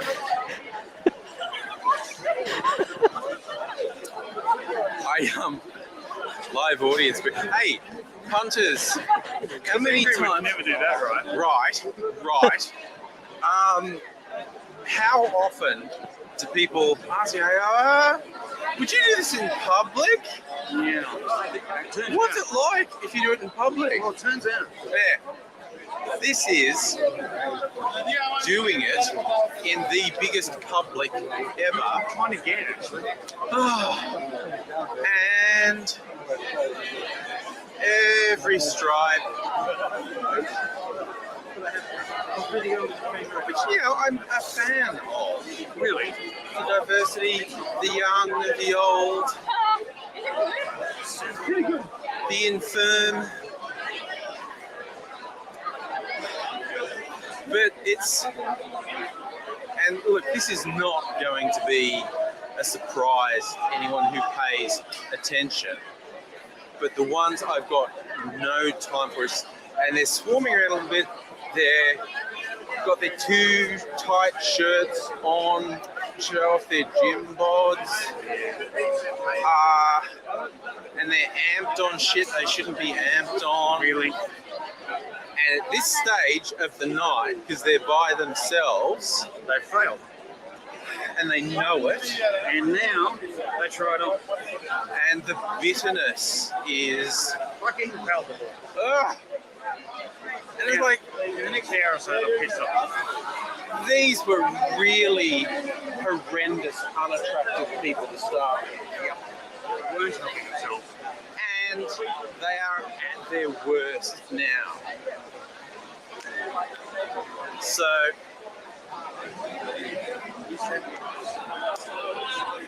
what, that stupid feisty thing? Yeah, probably not wise. Yeah? Yeah. No, he's got off it. Where's the police when you need them? Oh, turns out they're fucking everywhere. Yeah, they really are everywhere tonight, which is a good thing. Which is a good thing. You know what nice shit happening? No, you don't.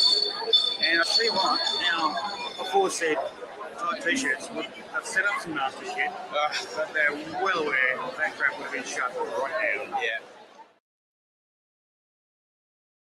Sorry, I didn't know that was going to finish then. That I needed that laugh. That was funny as fuck. That was so It's good. us at like 4 a.m. and Yeah.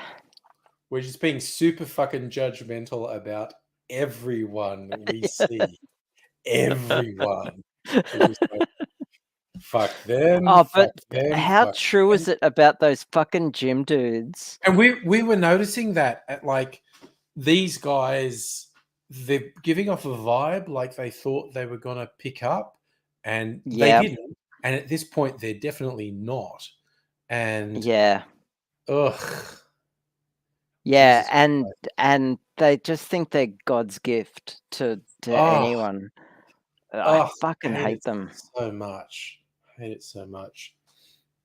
But yes, Yep.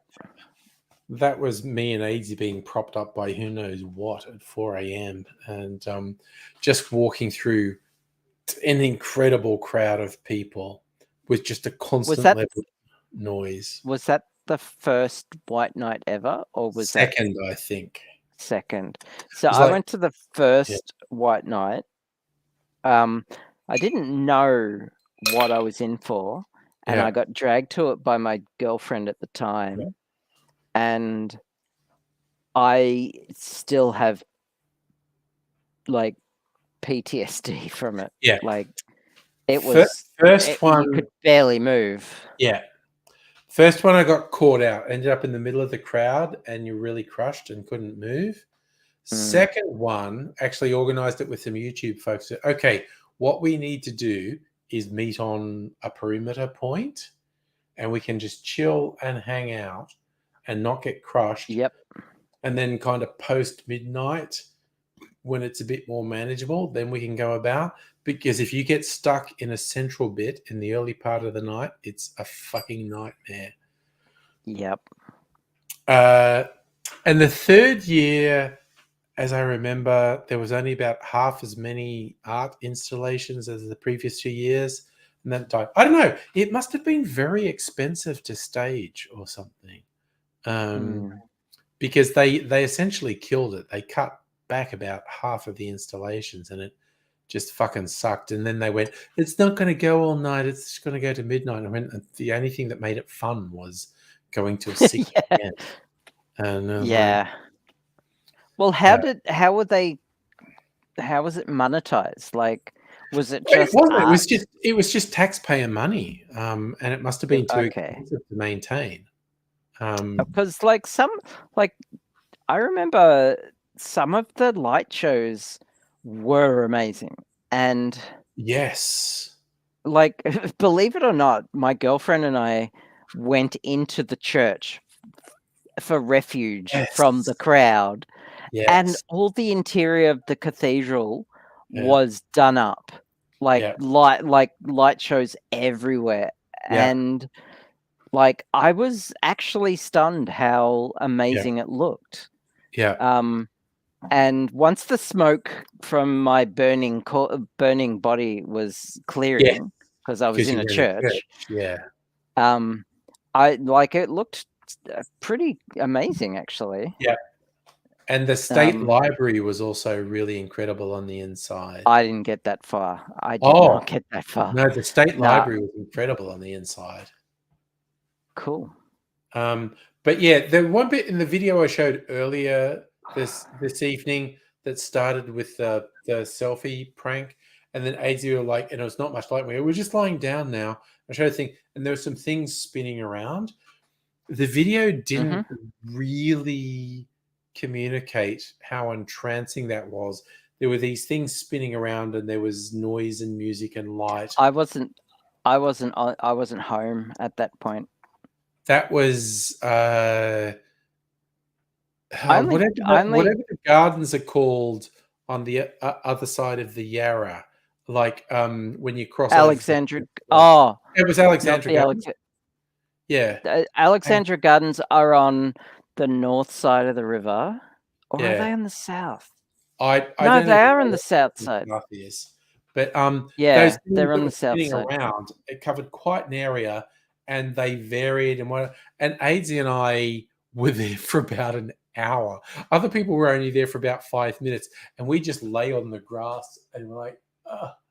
And we Yeah. had eyes closed for, and I could feel like people like stepping over me and stuff because other people were just wandering around. Me and Aidsy were like, we've been walking for several hours at this point, and now we are just going Yeah. to the grass and be in this.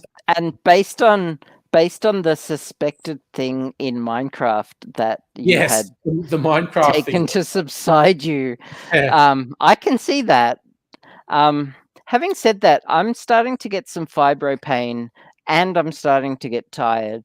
So That's fair. I'm actually thinking I might go to bed now. That's fair. Because yeah, I have had a big day actually. I had to have Yeah. a counseling session today and Alright.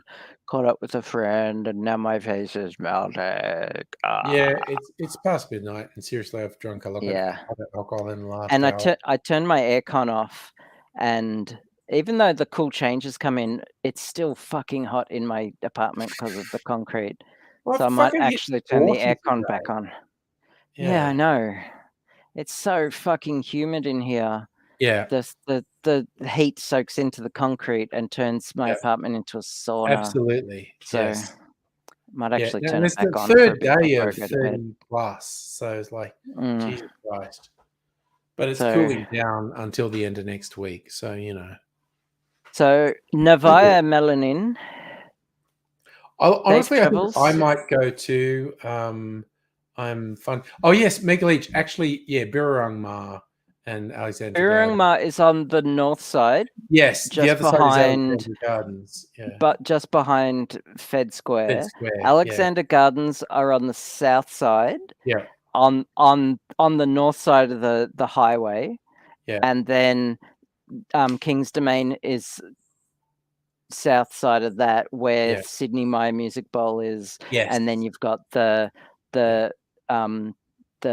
botanical gardens and Yeah. the shrine and all that. So I was basically very disappointed that White Knight died because I really enjoyed it, but I think it must have been very expensive.